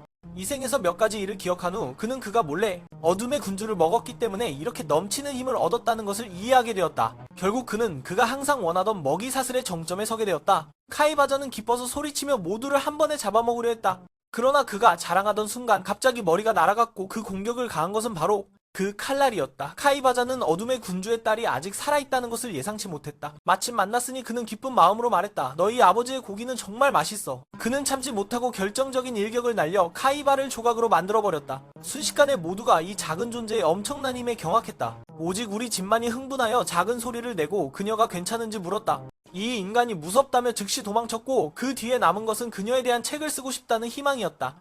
다음날 모두가 출발할 준비를 하였고 타마는 성 안에서 멀리 시베리아를 바라보며 타마는 성 안에서 멀리 시베리아를 바라보며 타마는 성 안에서 멀리 타마는 성 안에서 멀리 시베리아를 바라보며 타마는 성 안에서 멀리 타마는 성 안에서 멀리 시베리아를 바라보며 그 소녀가 그 광대와 함께 가야 한다고 조언했다. 그러나 여행을 마친 후에는 집으로 돌아와야 했다. 그 말을 듣고 타마는 즉시 옷을 벗고 창문을 통해 밖으로 뛰어내렸다. 떠나기 전에 그녀는 아버지처럼 강력한 전사가 되겠다고 약속하고 나무 사이를 빠르게 뛰어다니며 모두를 쫓아갔다. 그때 에스는 아무런 기술도 없이 나무 상자를 끌고 있었고 아넷은 그 모습에 화가 나서 말했다. 잘한다면 혼자서 가면 되잖아. 그러나 더 이상 필요 없었다. 왜냐하면 타마가 다시 합류했기 때문이다. 며칠간의 여행 끝에 그들은 가장 큰 나무가 있는 곳에 도착했다. 그 나무는 생명력으로 가득 차 있었다. 지루한 사람과는 전혀 다른 모습이었다. 타마마는 이것이 건의 세계수라고 소개했다. 아넷은 매번 그것을 볼 때마다 영혼이 정화되는 느낌을 받았다. 그동안 타마는 그 아이를 처벌하고 있었고 아넷은 센스에게 신성한 세계수가 그것을 보는 누구든지 보호할 것이라고 말했다.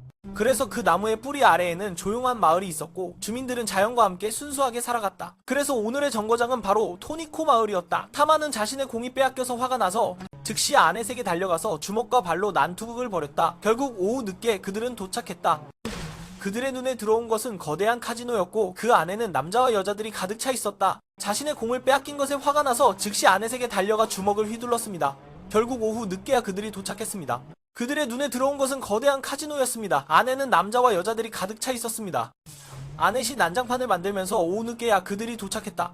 그들의 눈에 들어온 것은 거대한 카지노로 안에는 남자와 여자들이 가득 차 있었다. 나와 아네스는 입을 다물 수 없을 정도로 충격을 받았고 그 사이 센스는 혼란스러워하고 있었다. 진정제가 다 떨어져서 이러면 차라리 목을 메고 죽어버리는 게 낫겠다는 생각이 들었다. 그때 그룹이 마을 장로에게 무슨 일이 있는지 물어보러 갔고 몇 달 전부터 이런 상황이 계속되고 있다는 걸 알게 되었다. 몇몇 환생자들이 세계수에 찾아와 도박장을 세우고 많은 사람들을 끌어들여 이곳 주민들의 평화로운 삶을 파괴하기 시작했다. 그로 인해 세계수가 점점 시들어가고 있었고 이는 분명히 그 영혼이 매우 슬퍼하고 있다는 신호였다. 노인은 탐험가들에게 마을을 원래대로 되돌려 놓아달라고 부탁했다.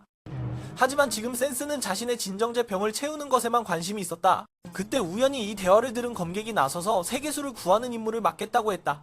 이 친구는 환생자였기 때문에 그룹은 즉시 그를 공격하기로 했다. 야마다라는 이름의 그는 평화를 사랑하고 전쟁을 싫어한다고 주장하며 그 사람들의 잘못된 행동을 그냥 지나칠 수 없다고 했다. 모두가 야마다의 열정에 설득되었고 아넷은 센스에게 금발의 친구와 협력하자고 신나게 말했다. 하지만 돌아보니 그는 이미 사라져버렸다. 센스는 진정제가 부족해서 몸이 매우 건강해졌고 그래서 연기가 나는 동굴을 보자 주저하지 않고 올라갔다. 과연 그곳에서는 사람들이 마리화나를 피우며 취해 있었다. 연기 속에서 그들의 모습이 나타났지만 센스는 매우 흥분하여 열심히 공부하는 학생회에 가입하고 싶어 했다. 그가 몇 번의 흡입을 하려던 찰나 아름다운 소녀가 나타나 그를 다른 더 재미있는 곳으로 유혹했다. 그녀는 급하게 두 잔의 술을 마신 후 방금 전 동굴은 세계수의 진통제를 찾는 중독자들의 모임이라고 말했다. 그녀는 센스에게 자신이 너무 건강해서 잠을 잘 수 없다고 불평하며 그에게 섹시한 춤을 선보였다. 그녀의 뜨거운 몸매가 차차차 음악에 맞춰 흔들리자 센스는 정말 멋진 밤이다 라고 외쳤다. 반면 아넷은 센스가 사라져서 눈물을 흘리고 있었다. 그때 문이 열리자 그녀는 기뻐할 틈도 없이 센스가 다른 여자에게 데려와지는 것을 보았다. 아넷은 그 여자가 누구냐고 소리쳤고 그 여자는 마을 장로에게도 환영받지 못했다. 그녀가 센스를 데려다주고 나서야 장로가 말했다. 저 여자는 토니코의 마법사야. 그녀는 즉시 그에게 섹시한 춤을 선사하며 몸을 흔들었습니다. 차차차 음악에 맞춰 차가 흔들리며 정말 멋진 밤이라고 외쳤다. 이곳의 즐거운 분위기와는 달리 아넷은 센스가 사라져서 눈물을 흘리고 있다. 그때 문이 열리자 그녀는 기뻐할 틈도 없이 센스가 다른 여성에게 데려다주는 모습을 보고 아넷은 누군지 물으며 소리쳤다. 마을의 수장도 그녀를 반기지 않았고 그녀는 센스를 데려다준 후 곧바로 사라졌다. 그녀가 떠난 후 그는 그 여자가 토니코의 마녀라고 말했다. 외부 세계에서 온 사람이 저 카지노를 세웠고 주민들은 그들을 저항할 힘이 없었습니다. 하지만 그녀는 다릅니다. 그녀는 그들로부터 특별한 혜택을 받아 바로 옆 술집을 열었습니다. 분명히 이곳에서 태어나고 자란 사람인데 왜 그들은 악당 편에 서 있는 걸까요? 아무도 그녀의 나이나 과거에 대해 알지 못하며 그녀는 항상 마을 한 구석에서 조용히 살아왔습니다. 그러나 그녀가 술을 팔고 춤을 추면서 돈을 벌기 시작하자 마을 사람들은 그녀를 마녀라고 부르기 시작했습니다. 배신자 야마다가 이 말을 듣고 마을 사람들을 위해 정의를 되찾고자 나섰습니다. 이에 마을 장로는 매우 감동했습니다. 다음날 아침 센스는 전생자와의 전투가 곧 벌어질 것임에도 불구하고 술집에 찾아갔습니다. 야마다가 센스에게 너무 슬퍼하지 말라고 조언했습니다. 그는 센스가 마녀에게 홀린 것 같다고 생각하며 그녀를 구해주겠다고 약속했습니다. 센스는 술집에 가서 그녀 덕분에 어제 고통을 잊을 수 있었다고 감사의 말을 전했습니다. 그녀는 센스에게 너무 오래 여기 있지 말라고 조언했습니다. 그렇지 않으면 그녀가 그의 영혼을 더럽힐 것이라고 했습니다. 하지만 그것은 그가 지금 가장 필요로 하는 것이었습니다. 그녀의 말을 듣고 그녀는 그에게 세계수의 영혼을 보호해달라고 제안했습니다. 전설에 따르면 그 영혼이 지상에 내려오면 아픈 사람들의 소원이 이루어진다고 합니다. 만약 그가 구원을 원한다면 세계수에게 기도를 해보라고 했습니다. 그러나 그는 오히려 그녀가 구원을 받고 싶어하는 것 같다고 생각했습니다. 어젯밤의 춤은 아름다웠지만 슬픔이 가득했습니다. 그녀는 어떻게 대답해야 할지 혼란스러워하고 있었습니다. 그러던 중 사람들이 술집에 쳐들어와 그녀에게 음료를 요구했습니다. 우연히도 어제 그녀를 납치했던 3명이 그녀의 도박 빚쟁이들이었습니다. 안경을 쓴 남자가 그들에게 오늘 안에 빚을 갚으라고 압박했습니다. 그렇지 않으면 그는 불꽃 기술로 그들을 조각내겠다고 위협했습니다. 카지노의 수익은 점점 줄어들고 있었습니다. 주인에게 장소를 바꾸라고 제안했지만 즉시 거절당했습니다. 그는 그쪽 다리 건너의 중독자들을 유인할 계획이었습니다. 그는 그들에게 타이시우를 가르쳐주고 그들이 도박을 하게 하여 마을 사람들이 정상적으로 살 수 있도록 하겠다고 했습니다. 심지어 그녀는 그가 그렇게 하지 못하도록 자신의 돈을 써서 막았습니다. 그러나 그는 돈에만 관심이 있었고 사부에게 사람들을 잡아오라고 명령했습니다. 그녀는 사부의 팔을 꽉 붙잡았고 결국 술집으로 튕겨져 나갔습니다. 센스는 그녀에게 다가와 그녀가 마녀가 아니라 천사라고 말했습니다. 그는 저쪽 다리 건너의 중독자들을 유인할 계획을 세우고 있었다. 타이슈를 할 줄 아는 사람들은 더 흥분하게 만들고 그는 술을 가져오라고 하며 뚱뚱한 노인에게 상기시켰다. 그는 오직 중생들을 유혹해 도박을 하게 하고 이곳 사람들은 평범하게 살 수 있도록 하겠다고 약속했지만 그녀는 그가 그렇게 하지 못하게 하기 위해 자신의 돈을 썼다. 그러나 그는 오직 돈에만 관심이 있었고 사부에게 사람을 잡아오라고 명령했다. 그때 차가 달려와 사부의 팔을 꽉 붙잡았고 그녀는 술집으로 튕겨져 나갔다. 차가 빠르게 그녀에게 다가와 그녀는 마녀가 아니라 천사라고 말했다. 모두가 소문을 퍼뜨릴 때 땅이 흔들리기 시작했고 모두가 허둥지둥 도망쳤다. 나가보니 화려한 카지노가 엉망이 되어 있었고 야마다가 검을 뽑아들며 냉정하게 불법 도박꾼과 간사한 자들을 처벌하겠다고 선언했다. 무고한 사람들을 위해 평화를 되찾겠다고 말했다. 양쪽에서 서로 달려들 준비를 하고 있을 때 갑자기 나타난 S가 야마다에게 간섭하지 말라고 소리쳤다. 그는 자신감 있게 반박하며 S에게 자신의 생각을 절대 바꾸지 않을 것이며 누구에게도 존중받지 않겠다고 말했다. 야마다가 S의 말을 듣고 더 이상 대화하지 않고 직접 나아가 행동으로 옳은 일을 어떻게 하는지를 보여주었다. 단 한 번의 정의의 판결로 바람처럼 빠르게 몇 명의 악당들이 땅에 굴러떨어지며 도망쳤다. 그 후 야마다가 S에게 마을 사람들 앞에서 삶의 방식을 바꾸라고 권했다. 모두가 기뻐하며 환호했다. 그는 이 마을의 구세주였다. 그러나 S가 가까이 서 있는 것을 보고 그들의 태도가 즉시 180도 바뀌었다. 수많은 적대적인 시선과 모욕적인 말들이 쏟아져 나와 그녀는 슬프고 부끄러웠다. 야마다가 그녀를 변호하려 했지만 사람들은 여전히 분노하여 S에게 돌을 던졌다. 불쌍한 소녀는 그저 그곳에 서서 마을 사람들의 분노를 맞이할 수밖에 없었다.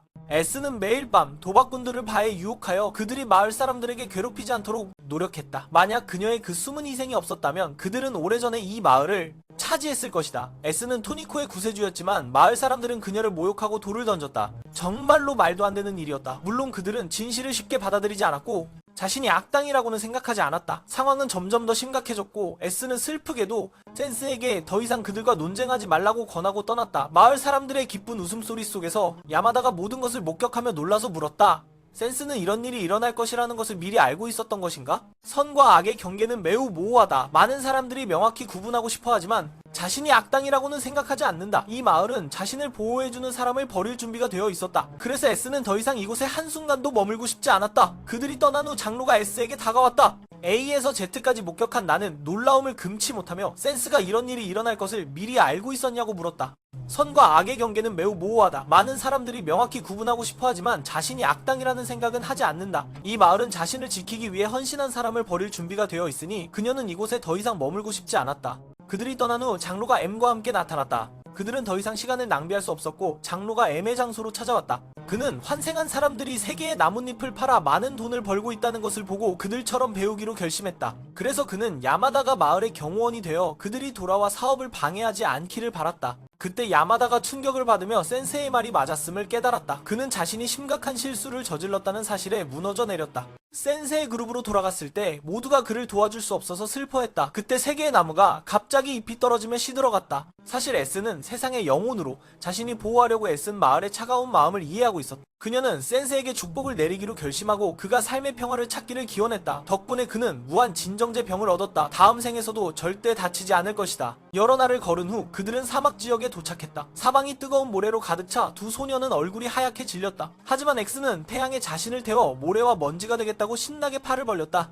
아넷은 가장 짧은 길로 데지텐 신사에 가고 싶었지만 이런 사막에서는 빨리 갈 수가 없었다. 그때 니엠이 이 지역 출신이라고 자랑하며 두 언니에게 여기서 살아남는 방법을 가르쳐주겠다고 했다. 괴물과 도적은 보통 밤에 활동하며 아침은 가장 뜨거운 시간이라 위험하지만 가장 안전한 시간이다. 그런데 그 아이가 말을 마치기도 전에 사막의 도적 무리가 갑자기 나타나 모두를 놀라게 했다. 그들은 사냥꾼의 영토에 침입했다고 경고하며 안전하게 지나가고 싶다면 요금을 내야 한다고 했다. 탐마는 화가 나서 바로 싸울 준비를 했다. 아넷은 그에게 숨으라고 했지만 그 안은 화로처럼 뜨거워서 뚜껑을 닫을 수 없었다. 탐은 호랑이 발차기로 싸움을 시작했고 아넷과 함께 도적 중 한 명을 쓰러뜨렸다. 두 소녀는 그들을 먹을 수 없다고 생각하며 목표를 바꾸어 센세를 공격하기로 했다. 그는 땅에 누워 있었고 근처에 있던 니아는 그를 보고 눈을 동그랗게 뜨고 있었다. 그는 뒤에서 칼을 뽑으려 했지만 도두가 그를 조롱하며 너는 좀 겁쟁이 같아 라고 말했다. 그 아이는 자신이 용감한 전사라고 강하게 주장했다. 도두는 웃으며 칼을 뽑는 것은 죽음을 의미한다고 말했다. 그가 타고 있는 전갈의 독은 매우 강력해서 만약 그에게 쏘이면 1시간 안에 죽게 된다.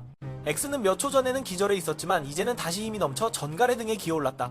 사방이 모래로 뒤덮인 뜨거운 태양 아래 두 소녀는 얼굴이 하얗게 질렸다. 오직 엑스만이 태양에 맞서 팔을 벌리며 자신을 모래로 태우고 싶어 했다. 아넷은 가장 짧은 길로 데지텐 신사에 가고 싶어 했지만 이렇게 사막 한가운데에서는 빨리 갈 수 없었다. 그때 니엠이 자신이 이 땅에서 왔다고 자랑하며 두 언니에게 여기서 살아남는 법을 가르쳐주겠다고 했다. 괴물과 도둑들은 보통 밤에 활동하며 아침은 가장 뜨거운 시간이라 가장 안전한 때라고 했다. 하지만 그가 말이 끝나자마자 사막의 도둑 무리가 갑자기 나타나 모두를 놀라게 했다. 두목이 그들에게 사냥꾼의 영토에 침입했다고 경고하며 아넷이 계속 가고 싶다면 요금을 내야 한다고 했다. 탐마는 화가 나서 즉시 싸울 준비를 했고 아넷은 엑스에게 상자 속으로 숨으라고 했지만 그 안은 화로처럼 뜨거워서 뚜껑을 닫을 수 없었다. 탐은 호랑이 발차기로 전투를 시작했고 아넷과 함께 한 도둑을 쓰러뜨렸다. 그들은 사냥꾼의 영토에 침입했으며 앤이 계속 가려면 통행료를 내야 했다. 타마는 짜증이 나서 싸움을 시작했지만 아넷은 조용히 숨으라고 했다. 상자 안은 너무 더워서 닫을 수 없었고 타마는 발차기로 전투를 시작했다. 이후 아넷과 함께 갱단의 한 명을 쓰러뜨렸다. 도둑이 두 여자아이를 먹을 수 없다는 것을 알고 목표를 바꾸어 상센스를 공격하고 있다. 땅에 눕혀진 니아는 가까이 서서 그를 바라보며 칼을 뺄 생각을 하고 있다. 하지만 도우가 그를 조롱하며 너는 좀 비겁해 보인다며 말했다. 강한 입으로 자신이 용감한 전사라고 주장하는 소년을 보며 도우는 웃음을 터뜨렸다. 칼을 뺀다는 것은 그가 타고 있는 전갈의 독이 매우 강하다는 것을 의미하며 만약 그에게 쏘이면 1시간 안에 죽을 것이다. 전에 누워있던 전갈이 이제는 힘이 넘쳐서 그의 등을 기어오르고 있다. 쓰러진 놈은 잠시 후 다시 힘을 되찾고 전갈의 등에 기어올랐다. 죽고 싶다고 말해도 마음이 있다면 죽지 않을 거야. 그는 주저하지 않고 독을 몸에 주입했다. 형의 독은 전갈의 독보다 강했지만 결국 전갈은 죽었다. 12명의 남자들이 싸우려 할 때 한 마리 괴물의 포효가 들려서 도망치기로 했다. 안젤라가 모두를 이끌어 빨리 가자고 하자 모두가 따라갔다. 태미는 너는 걱정하지 말고 긍정적으로 생각하라고 응원했다. 다음에는 반드시 잘할 수 있을 테니 더 이상 슬퍼하지 말라고. 나는 센스에게 내 비겁함에 대해 사과했다.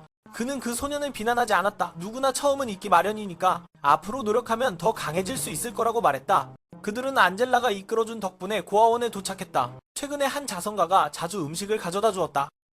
그녀는 그 사람에게 감사하고 싶었지만 그 사람은 나타나지 않았다. 분위기가 좋다가 엑스가 음식을 비난하자 갑자기 침울해졌다. 음식이 맛이 없다고 하며 조미료를 더 넣어야 맛있다고 말했다. 그는 니아에게 전사로서의 훈련이 잘 되었는지 물었다. 떠나기 전에 그는 반드시 전사가 되어 돌아오겠다고 맹세했다. 니아는 자신이 슈퍼히어로 팀의 일원이라고 변명했다. 아이들은 그가 바로 그 영웅이라는 것을 알게 되어 매우 흥분했다. 그는 자신은 영웅이 아니라 작가라고 말했다. 작가는 이야기를 쓰는 사람이라고 설명하자 아이들이 이야기를 듣고 싶어 했다. 그런데 그는 빚에 시달리는 남자에 대한 이야기를 했다. 그녀는 그가 입을 다물라고 했지만 아이들이 잠들었을 때 다시 포효 소리가 들렸다. 그녀는 그 소리가 야생 늑대의 울음소리라고 말했다. 최근에 그녀는 아이들에게 밤에 밖에 나가지 말라고 경고했다. 하지만 죽음에 뛰어드는 것을 좋아하는 사람은 언제부터인지 나갔다. 니아는 두 언니와 함께 방에서 자고 있었는데 불행히도 그녀는 마법의 한 방울에 맞아 깨어나고 검은 그림자를 발견했다. 그것이 그녀가 언급한 늑대일까 두려워하며 그는 검을 들고 밖으로 나갔다. 그리고 의심스러운 모습의 아저씨와 부딪혔다. 누군가의 도둑인 줄 알았는데 그는 고아원 니아의 다이아몬드 후원자였다. 왜 이 사람이 이렇게 몰래 행동해야 하는지 이해할 수 없다. 아이들은 더 행복할 것이다. 직접 만나서 선물을 받는 것이 좋겠지만 삼촌은 아이들의 웃음을 멀리서 보는 것만으로도 충분히 만족할 것이다. 니아는 나는 탐험 중이라 더 이상 여기 있지 않을 것이라고 말했다. 부모님은 어릴 때 돌아가셔서 그는 이 고아원에서 자랐다. 그리고 저 검은 아버지가 남긴 유품이다. 니아의 꿈은 아이들이 자랑스러워할 수 있는 강력한 전사가 되는 것이다. 하지만 그 꿈은 아직 이루어지지 않았다. 현재 그는 위험에 맞설 용기가 부족하다. 눈앞의 사이토 삼촌은 이 말을 듣고 눈물을 참을 수 없었다. 케니아는 정말 착한 아이였고 자신도 그처럼 착한 마음을 가지고 있었다. 두 사람은 대화에 열중했지만 센스가 모든 것을 듣고 있다는 것을 알지 못했다. 태양이 막 떠오르자 사이토는 신속하게 떠났다. 아침 식사를 함께 하자는 초대에 마음이 흔들렸지만 그는 자신이 자격이 없다는 이유로 돌아가기로 결심했다. 아무도 깨어나지 않았을 때 니아는 사이토를 따라가 작은 섬에 도착했다. 두 사람은 아이들에게 줄 선물을 위해 열심히 수확했다. 집에서 아이들이 바다에 올라갔다 내려갔다 하느라 바빴고 그들은 관 속에 들어가도 괜찮았다. 그날 밤 니아는 힘든 하루를 보낸 후 곧바로 잠에 들었다. 하지만 얼마 지나지 않아 코카가 들어와 어젯밤 강도 소식을 전했다. 강도들이 두 여성을 붙잡아 수치심을 주었다고 하자 니아는 즉시 밖으로 나가 적과 맞서기로 했다. 적의 수가 많아 두려워서 움직이지 못했다. 어제 삼촌이 갑자기 나타나 그를 한 구석으로 끌고 가서 자신이 너무 비겁하다고 울고 있는 모습을 보았다. 사이토는 자신의 슬픈 과거를 떠올렸다. 그는 예전 세계에서 중요한 것을 잃었지만 이제는 힘이 생겼기에 더 이상 눈을 감고 있을 수 없다. 그러고 나서 사이토는 갑자기 늑대로 변신했고 니아의 눈앞에서 강도들에게 돌진했다. 순식간에 강도들은 무너졌다. 도망치려던 도우는 혼자 늑대에게 쫓기는 상황에서 놀라서 도망쳤다. 그때 니아는 왜 삼촌이 착한 사람이 되고 싶어 했는지 이해하게 되었다. 그는 힘을 깨닫고 사이토를 막으려 했다. 이렇게 계속된다면 사이토는 더 이상 물러설 길이 없을 것이다. 도우는 그 기회를 이용해 도망쳤지만 여전히 외로운 늑대가 그를 쫓아왔다. 니아는 신속하게 달려가 그를 보호하려 했다. 그러자 사이토는 화가 나서 그에게 방해하지 말라고 소리쳤다. 그 소녀는 자신이 너무 비겁하다고 울부짖었다. 사이토는 자신의 아픈 과거를 떠올렸다. 그는 예전 세계에서 매우 중요한 것을 잃어버렸고 그것은 다리의 불구 때문이었다. 하지만 이제 그는 힘을 얻었기에 더 이상 눈을 감고 있을 수 없다. 그렇게 말한 사이토는 니아의 눈앞에서 갑자기 늑대로 변신한 후 강도들에게 돌진했다. 도우는 놀라서 도망치려 했지만 외로운 늑대의 추격을 피할 수 없었다. 그때 니아는 왜 며칠 전 그 아저씨가 착한 사람이 되고 싶다고 했는지 이해하게 되었다. 그는 힘을 깨우치고 사이토를 막으려 달려 나갔다. 계속 이렇게 된다면 사이토는 물러날 길이 없을 것이다. 도우는 그 기회를 이용해 도망쳤지만 여전히 외로운 늑대가 그를 쫓아왔다. 니아는 재빨리 달려가 그를 도와주었다. 사이토는 화가 나서 그에게 방해하지 말라고 소리쳤다. 강한 힘이 그를 막으러 나왔다면 이렇게 계속하면 타오는 후퇴할 길이 없을 것이다. 타오는 그 기회를 이용해 도망쳤지만 여전히 외로운 늑대가 그를 쫓아왔다. 빠르게 달려가 그를 방어해 주었고 그는 화가 나서 너는 방해하지 말라고 소리쳤다. 내 길을 가로막고 있는 날카로운 발톱이 앤을 향해 덮치려 하자 주저없이 검을 내려놓았다. 깊은 증오로 가득 찬 사이토의 눈을 바라보며 삼촌은 제때 손을 멈추고 돌아섰다. 고아원으로 돌아온 그녀는 그의 이야기를 듣게 된다. 사이토의 이야기. 그녀와 마찬가지로 어린 시절 부모를 잃고 외로운 삶을 살아온 사이토. 한 번은 불량배들에게 길이 막혀 돈을 갈취당할 위기에 처한 한 소년이 용감하게 나서서 지급 사이토를 지켜주었다. 이것이 그가 처음으로 다른 사람의 도움을 받은 순간이었다. 그러나 기쁨은 오래가지 않았다. 그 소년이 불량배들에게 붙잡히는 모습을 목격한 그는 겁쟁이처럼 돌아서서 도망쳤고 트럭에 치였다. 그는 매일 그 일로 자신을 괴롭혔다. 그때 그의 다리가 멀쩡했다면 그 소년을 구할 수 있었을 텐데 하지만 사이토는 자신의 약함을 변명하고 있다고 생각하여 즉시 반박했다. 누구나 그처럼 강할 수는 없다. 그는 사이토를 이해하고 동정했다. 자신도 어려움이 닥치면 도망치기 일쑤였지만 자신을 잃지 않기 위해 항상 노력했다. 사이토는 니아의 친절에 깊이 감동했다. 만약 방금 그가 용감하게 나서지 않았다면 아마 그는 통제력을 잃고 사람을 죽였을 것이다.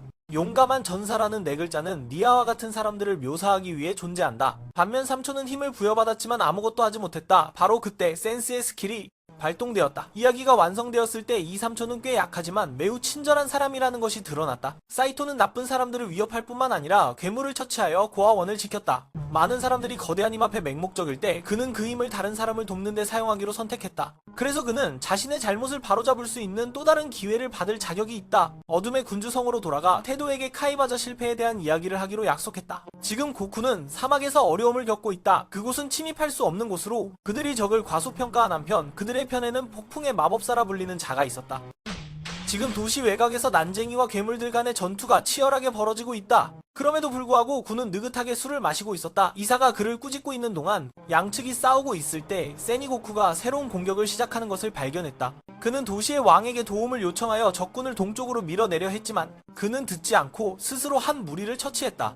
군은 여유롭게 술을 마시고 있었고 이사가 그를 꾸짖고 있었다. 양쪽이 싸우고 있을 때 센 고쿠가 새로운 공격을 시작했다. 군은 왕도관에게 적군을 동쪽으로 물리치기 위해 도움을 요청했지만 그는 듣지 않고 스스로 한 무리를 처치했다. 적은 동쪽으로 향했지만 그는 듣지 않고 스스로 한 무리를 처치했다. 군은 그 후 그들이 자신의 머리를 원한다면 덤벼보라고 도전했다. 하지만 도자기는 약간 혼란스러웠다. 그러나 도자기는 그의 말을 따르고 적을 멀리 유인한 후에야 그가 나올 수 있었다. 손으로 한 군단을 날려버리는 끔찍한 회오리 바람이 일어났고 그로 인해 고쿠는 후퇴해야 했다. 성 위의 두 성직자는 그가 만든 것과 함께 바람에 휘말린 관을 보고 입을 다물지 못했다. 그날 밤 난쟁이는 승리를 축하하는 잔치를 열었다. 왕 도자기는 7 영웅이 쓰러진 것도 하찮은 것이라고 생각했다. 교회에 있는 사람들은 난쟁이에게 이 혼란을 해결해준 것에 대해 책임을 지고 감사해야 했다. 그가 자랑스럽게 말하고 있을 때 도자기가 들어와서 말했다. 도자기 그만해. 그는 천사들을 쫓아낼 것을 약속했지만 대주교의 도움은 필요하지 않다. 그는 난쟁이의 공로를 인정하는 것도 잊지 않았다. 도자기는 꽤 만족스러워 보였다. 그는 군인들에게 술을 마시라고 신호를 보냈고 전장에 나가기 전까지 마시도록 했다. 전장에 나가기 전에 이사는 그녀의 친구 그룹에게 배불리 먹이고 있었다. 아넷은 센스가 회오리 바람에 휘말려 사라진 이야기를 했다. 만약 관에 들어가지 않았다면 그는 이미 추위에 떨고 있었을 것이다. 센스는 자신이 편안한 침대를 잃은 것이 아쉬웠다고 생각했다. 아넷은 내일 그에게 새 관을 사주겠다고 약속했다. 이사는 친구의 기발한 발언에 말문이 막혔다. 그때 구프가 다가와 그들과 함께 하얀 박쥐를 인사했다. 멜로는 그를 보고 첫눈에 반했다. 구프는 실수로 센스를 맞추게 되어 사과했다. 그러나 센스는 구프에게 자신을 돌아보라고 말했다. 그는 자신을 죽이는데 실패했기 때문이다. 하지만 그는 구프에게 고마워해야 했다. 그는 죽음의 경계를 경험했기 때문이다. 이사는 이 나라가 타락한 신의 공격을 받고 있다고 이야기했다. 탐마는 그 말을 듣고 일어나서 자신이 건에서 한 명을 처치했다고 자랑했다. 구프는 이 정보에 의심을 표했다. 만약 사실이라면 그들은 너무 약하다고 생각했다. 작은 검은 고양이도 강하지 않다. 탐마는 그에게 화를 내며 말했다. 내 팀을 과소평가하지 마라. 그는 그가 그들을 다시 태어나게 할 수 있는 능력이 있다고 말했다. 교황은 이 능력에 꽤 인상 깊어했다. 하지만 구프는 그들이 그것이 필요할 것이라고 생각하지 않았다. 왜냐하면 어떤 축복받은 힘도 그의 마법 앞에서는 무의미해지기 때문이다. 구프는 이 일을 스스로 처리할 것이며 관련 없는 사람들은 그냥 앉아서 지켜보라고 했다. 탐마는 그의 오만한 태도에 매우 불만스러워했다. 이사는 구프가 이계에서 가장 강력한 마법사 중 한 명이라고 설명했다. 이사는 구가 가장 강력한 마법사 중 하나라고 설명했다. 신사나가 합쳐도 그 술 주정뱅이의 지혜와 마법의 맞서림이 부족해. 언제나 어두운 성에서 생긴 쓴 실패 이후 센과 고쿠는 전술을 바꾸기로 결심하고 한 여동생을 전투에 보내기로 했다. 센스는 지금 거리에서 산책하다가 멜로의 우울한 얼굴을 보고 그 모습이 마치 슬픈 바람처럼 보였다. 사랑은 마음속에서 죽는 것이라는 걸 알기에 멜로는 그 아픔을 즐기라고 권했다. 결국 그는 그 친구를 찾기로 결심했다. 두 사람 모두 무가당스러운 이가 남자들이 항상 자신의 여자를 찾고 있다는 공통점이 있었다. 센스는 멜로의 카드 이름을 펠로라고 지어주었고 멜로는 그 이름을 좋아하는 것 같았다. 사실 멜로는 그 앞에 있는 구프가 다른 여자들에게 인기가 많다는 것을 알고 있었다. 주인과 하인이 다르게 보였지만 잘생긴 주인과는 다르게 구프는 비밀리에 구프를 따라갔다. 그런 매력적인 남자가 다른 사람을 쫓아다니는 것도 신기했다. 그 사람은 자신을 만나고 싶어 하지 않았기 때문에 구프는 밖에서 기다리며 전쟁이 끝날 때까지 살아남겠다고 다짐했다. 다음날 적이 동쪽에서 공격하고 있다는 소식이 왕에게 전해졌다. 탐마는 전투에 참여하고 싶었지만 왕은 손을 더럽히고 싶지 않았다. 구프는 병사들의 사기를 높이기 위해 힘을 주었다. 그들은 적군을 바람처럼 빠르게 쓸어버렸다. 그들은 승리의 순간을 맞이하고 있었다. 이사도 서쪽에서 날아오는 거대한 용을 발견했다. 그 용은 입을 벌리고 아래의 난쟁이 군대에 충격파를 발사했다. 이사는 그것이 어둠의 군주 아래 전설의 용이라는 것을 깨달았다. 구프는 천사들이 조종하는 불쌍한 용을 안타까워했지만 그는 이미 그런 용들을 수없이 처치했기 때문에 두려워할 것이 없었다. 왕은 그 용을 조종하는 사람이 센 고쿠가 아니라고 경고했다. 그러나 구프는 그가 누구든 상관하지 않았다. 그는 공격할 준비를 하던 중 주조를 보게 되었고 공격할 수 없었다. 그녀는 2번 주인님이라고 불렀고 그는 손에 술병을 들 수 없었다. 그 순간 주조는 마법을 사용해 구프를 잡았다. 이사는 동료를 구하려고 했지만 실패했다. 다행히 주조는 그녀를 죽이고 싶지 않았기 때문에 구프는 목숨을 건졌다. 이사는 구프가 자신의 눈앞에서 잡혀가는 것을 보며 즉시 그녀는 드래곤의 이동 방향을 보고 그들이 대제텐 신전으로 곧장 날아가고 있다고 추측했다. 왕 도가는 적이 세상을 지배하는 것을 보고 분노했다. 계속 이렇게 된다면 그들은 이 성을 잃을 것이다. 모두가 전투에 대해 걱정하고 있을 때 에스는 한쪽 구석에서 멜로펠로를 위해 군사 고문을 하고 있었다. 그녀의 주인이 위험에 처해 눈물을 흘리고 있었고 그녀는 그에게 점수를 주기 위해 지난번에 있던 곳으로 돌아가 사건의 전후를 알아보려 했다. 에스는 문을 두드리고 구에 대해 몇 가지 물어보려 했다. 문이 열리자 그 뒤에는 백발의 노인이 서 있었다. 그때 군은 지코에 의해 대텐 신전으로 데려가졌다. 그곳은 두 사람을 기념하는 장소이자 그녀의 청춘이 얽힌 곳이었다. 문을 두드리며 몇 가지 질문을 하려 했고 문이 열리자 그 뒤에는 백발의 노인이 있었다. 그때 구프는 지코와 함께 데즈텐 신전으로 향했다. 두 사람을 기념하는 곳이자 그녀의 젊음이 얽힌 곳이다. 군인들이 신전에서 즉시 달려나와 주이코를 포위하고 그녀에게 주교를 놓아주라고 강요했다. 그러나 주이코는 이 사구가 두려워하는 가운데 쉽게 그들을 제압했다. 그녀는 이구의 옛 학생으로 다른 세계에서 온 사람들을 훈련시키는데 매우 열정적이었다. 하지만 갑자기 그는 중단하고 술 마시는 일에 빠져들었다. 주이코가 원인인지 아닌지는 알 수 없지만 지금 가장 중요한 것은 왕 도적의 손에서 구출하는 것이다. 병력이 많지 않아 군인을 보낼 수 없으므로 타마와 아네스가 자원하여 그들을 도와주기로 했다. 그때 한 노파가 사람을 안고 회의실에 들어와 모두를 놀라게 했다. 아넷은 사랑하는 사람을 다시 보자 눈물을 흘리며 울었다. 나머지 사람들도 세상에서 가장 좋아하는 비행기 이야기를 잊고 새로운 취미에 대해 이야기하기 시작했다. 다음날 그들은 왕국의 장인들이 만든 매우 편리한 새로운 장비를 가지고 출발할 준비가 되었다. 단지 센스의 장비만 없어서 그는 난쟁이 왕에게 쓰디쓴 말을 할 수밖에 없었다. 그가 어떻게 사막을 넘어갈 수 있을지 모르는 가운데 토두가 땅속에서 올라와 도움을 제안했다. 나이아가 토두를 구해준 후 토두는 개과천선하여 고아원을 보호하는 사람이 되었다. 뿐만 아니라 그는 자신이 만지는 모든 것을 이동수단으로 바꿀 수 있는 능력을 가지고 있어 모두가 사막을 가로지르는 데 도움이 되었다. 모두가 차에 초대되었지만 센스만 제외되었고 토두는 그에게 7749일 동안 회개하라고 강요했다. 그 후 그는 반대하는 모든 사람들 속에서 곧장 차를 몰았다. 그들은 여기서 그들이 돌아오기를 기다리기로 했지만 그 노파는 간절히 부탁했다. 그의 말은 결코 적 앞에서 주저하지 말라는 것이었다. 그로 인해 그들은 수백 배 더 끔찍한 것을 마주하게 되었다. 이사는 얼굴이 창백해지며 비명을 질렀다. 살고 싶다면 지금 바로 도망쳐! 그러나 지코는 그렇게 되지 않도록 할 것이다. 너는 나를 멜로의 고통스러운 머리로 데려갔어. 그때 아넷 그룹은 이자 신전에 도착했고 그녀는 친구에게 그 물체를 만지지 말라고 경고했다. 그들은 아직도 그들의 몸에 마법의 흔적이 남아있기 때문에 최우선 목표는 구출하는 것이었다. 그래서 모두 신전 안으로 들어갔고 눈에 띄는 것은 그가 높은 곳에 매달려 있었다. 주이코는 자신이 외부 세계에서 온 사람이라고 소개하며 구출을 받았다고 말했다. 현재 이 작은 아이는 7천사 중 하나로 비밀을 유지하기 위해 두 스승과 제자 사이에 주조가 뼈 군대를 소환했고 니아는 즉시 돌진하여 전투를 시작하며 주이코에게 멈추라고 간청했다. 하지만 그녀는 그가 가르쳤던 말을 사용하여 적 앞에서 결코 주저하지 말라고 반격했다. 그의 가르침처럼 적 앞에서 절대 물러서지 말라고 다시금 상기시켰다. 아넷은 이자에게 방어막을 만들어 주었고 공격이 위험에 처했을 때 마법으로 구출했다. 동시에 한 번의 휩쓸기로 뼈군대를 정리했고 주이코는 신속하게 추가 병력을 소환했다. 그녀는 수량으로 지를 압도하여 그들이 지칠 때까지 싸우도록 강요했다. 이자는 갑자기 한 구울에게 발에 치여 넘어졌다. 주이코는 화가 나서 물었다. 도대체 그녀와 구출은 무슨 문제가 있는 거냐고. 비록 이자가 술에 취했지만 교육에 대한 열정이 대단하여 학생들은 스승을 존경해야 하며 높이 매달아서는 안 된다. 모든 것은 주이코가 그의 능력을 알아본 날부터 시작되었고 그는 그녀에게 어둠의 군주와 대결할 필요 없이 여기서 평범한 삶을 살라고 조언했다. 하지만 주이코는 어둠의 군주를 처치하고 싶어 했고 그래서 구출은 지금처럼 열심히 하면 그녀의 힘이 곧 피어날 것이라고 믿었다. 그렇게 주이코는 낮과 밤으로 열심히 훈련했고 가끔 선생님이 그녀를 데리고 산책을 나갔다. 그러던 중 그 작은 아이가 나타나서 주이코의 모든 지원을 빼앗았다. 그녀의 타고난 재능은 구출의 주목을 끌었고 점차 잊혀져 갔다. 불쌍한 학생인 주이코는 기뻐하며 성과를 선생님에게 보여주러 갔고 그곳에서 구출이 그 작은 아이를 영웅으로 칭찬하는 장면을 목격했다. 이를 듣고 주이코는 충격을 받으며 과거의 아픔을 떠올렸다. 이것은 그녀가 이전 세계에 있을 때의 일이다. 바로 그때 그녀의 힘이 폭발하여 구출이 사랑하는 학생을 직접 삼켜버렸다. 만약 그날의 변수가 없었다면 오늘의 주이코는 없었을 것이다. 그렇게 말하며 그녀는 갑자기 병력을 회수하여 마법을 사용하려 했지만 그녀는 그보다 수백 배 더 끔찍한 것을 소환했다.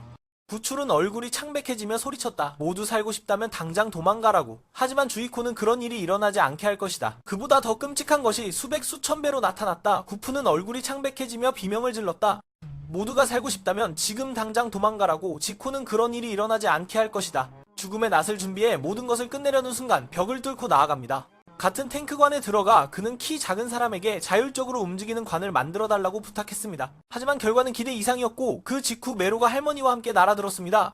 방금 전 그룹과 주이코 모두 놀라움을 감추지 못했습니다. 센스는 히카리라는 여동생에 대한 이야기를 다 썼고 이제 그는 지코에 대한 이야기도 쓸 것입니다. 사람들은 그들이 자매라는 것을 예상하지 못했으며 할머니는 주조의 고조 할머니와 더 닮았습니다. 그는 주조에게 자신이 작가라고 소개했습니다. 히카리는 여기 오는 길에 모든 이야기를 털어놓았습니다. 그들 두 사람이 친자매였던 일도 포함해서요. 히카리는 어릴 때부터 병을 앓았고 주조는 항상 그녀를 돌보았습니다. 히카리의 병은 점점 악화되었지만 언니는 한 걸음도 떠나지 않았습니다. 학교에 가고 싶었으나 그녀는 언니의 친절에 감동받아 그녀를 천사로 생각했습니다. 주조는 이 이야기를 듣고 분노가 치밀어 올라 즉시 해골들을 소환해 형에게 칼을 겨누게 했습니다. 나머지 사람들은 그를 쳐내어 길을 열어주었고 작가는 이야기를 끝내기 전에 죽을 수 없었습니다.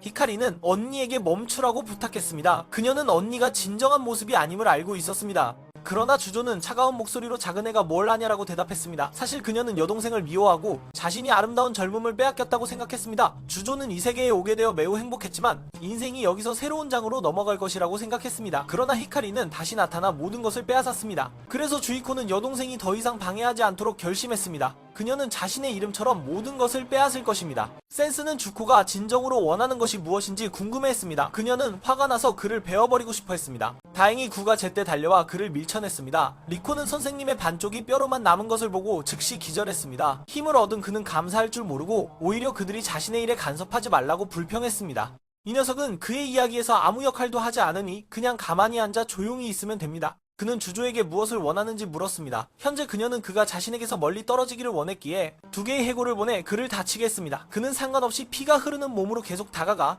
그녀 앞에서 자신의 마음을 쓰고 싶었습니다. 예상치 못하게 그의 행동은 주조를 감동시켰습니다. 그때 벚꽃이 만개하고 있었고 주조는 다른 친구들처럼 아버지와 함께 졸업식에 가고 싶었습니다. 조용히 있는 것이 좋았다. 그녀는 주조에게 무엇을 원하는지 물었다. 현재 그녀는 그가 자신에게서 멀어지기를 원했으므로 두 개의 해골을 그에게 다치게 했다. 그는 피가 흐르는 것을 아랑곳하지 않고 계속 다가가 그녀의 마음을 전하려 했다. 예상치 못한 그의 행동이 주조를 감동시켰고 그녀는 자신의 이야기를 털어놓았다.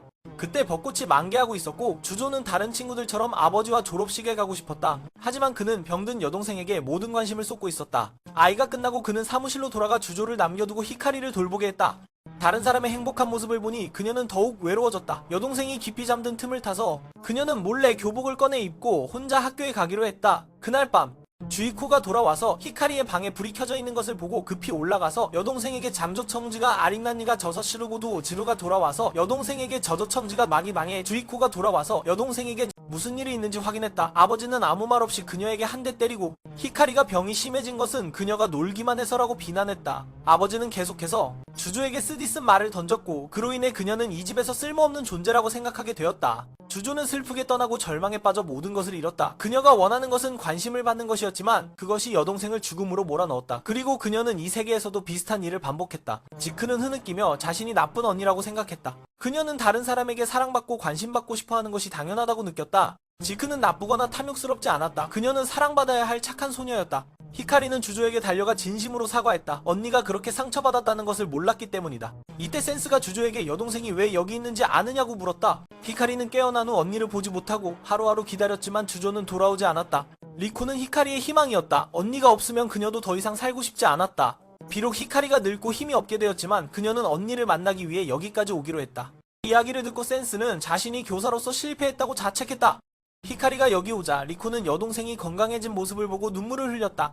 더 이상 고통 속에서 살지 않아도 되기 때문이다. 히카리도 주이코와 같은 소망을 가지고 있었다. 그녀는 어둠의 군주를 물리치겠다고 약속하며 언니가 자유롭고 편안하게 살 수 있도록 도와달라고 했다. 히카리는 유이코의 죽음으로 괴로워했다. 그래서 이번에는 언니가 이 세계에서 정말 행복하게 살기를 원했다.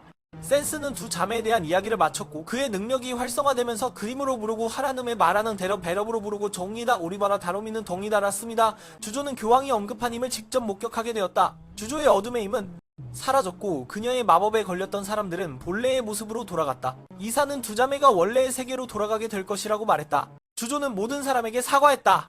그녀의 마법에 걸린 사람들은 원래의 모습으로 사라졌다. 이사 두 자매는 제작지로 돌아갈 것이며 모든 분들께 사과드립니다. 그녀가 일으킨 번거로움과 특히 선생님께서 그녀에게 알려주신 것에 감사드립니다. 돌아온 후 두 자매는 이기에 대한 기억이 전혀 없습니다. 하지만 아마 그들의 깊은 감정은 다시는 상처받지 않을 것입니다. 경주 도시의 괴물들이 갑자기 꼬리를 감추고 도망쳤습니다. 단지 구프와 다른 사람들이 안전하게 돌아오는 것만으로도 대승입니다. 교황은 이 세계의 구세주가 이곳 샘 지역에 있다는 소식을 듣고 기쁨을 감추지 못했습니다. 지텐이 모두 성으로 돌아오라고 외치자 타마가 비꼬며 아무 쓸모도 없으면서 먼저 가겠다고 했습니다. 그들이 서로 싸우고 있을 때 천사의 등장으로 천장이 갑자기 무너졌습니다. 샹고쿠가 직접 이곳에 와서 센스 진영의 연승을 끝내러 왔습니다. 그때 구프는 자신의 재능을 발휘할 기회를 필요로 하고 있었습니다. 그러나 그의 무시무시한 회오리 바람은 샹고쿠에게는 아무런 위협이 되지 않았습니다. 그는 높이 뛰어올라 기습하려 했지만 실패했습니다. 타마는 자신감 있게 왕의 발톱을 향해 돌진했지만 그 순간 샹고쿠가 손을 내밀어 그를 부숴버렸습니다. 코니아는 용감하게 그를 막으러 달려갔고 그녀가 그의 검을 보자마자 도망쳤습니다.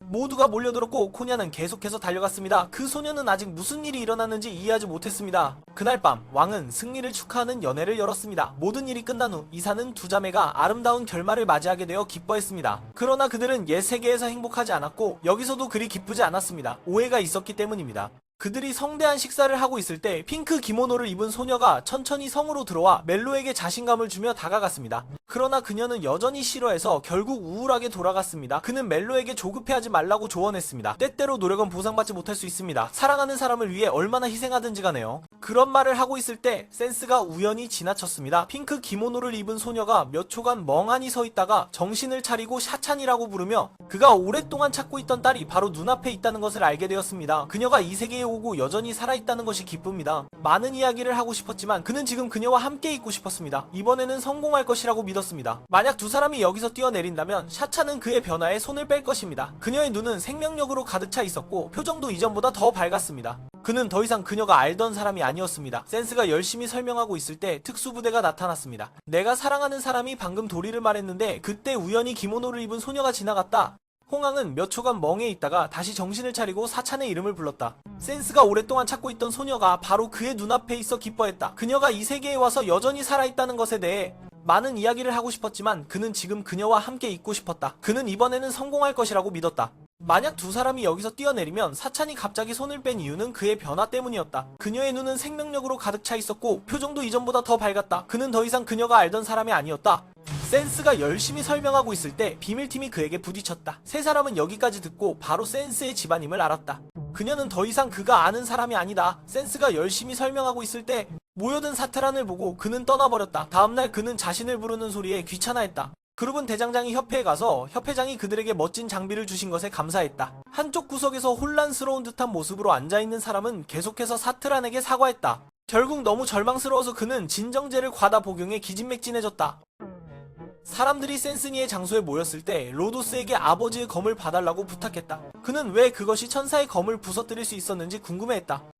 비록 그는 전혀 강하지 않았지만 레드가 결론지었다. 이 검은 그 아이에게는 너무나도 뛰어나다. 하지만 만약 그가 꾸준히 훈련한다면 언젠가는 그 검에 걸맞은 전사가 될 수 있을 것이다. 갑자기 그 순간 땅이 흔들리기 시작했다. 센스의 관이 나타나면서 경고했다. 그것은 그를 죽일 수 있는 것이었다. 그는 즉시 가속을 붙여 힘든 길로 나아갔고 다른 아이들은 그를 쫓아가느라 급히 따라갔다. 그날 밤 어둠의 성에서 태도는 세보이와 고쿠가 오늘 유난히 즐거워 보이는 것을 느꼈다. 심지어 사트란도 눈을 반짝이며 노래를 부르고 있어 그를 꽤 놀라게 했다. 7명의 천사가 사라진 지금 남은 것은 5명뿐이었다. 그들은 이 상황에서 무엇을 해야 할지 몰랐다.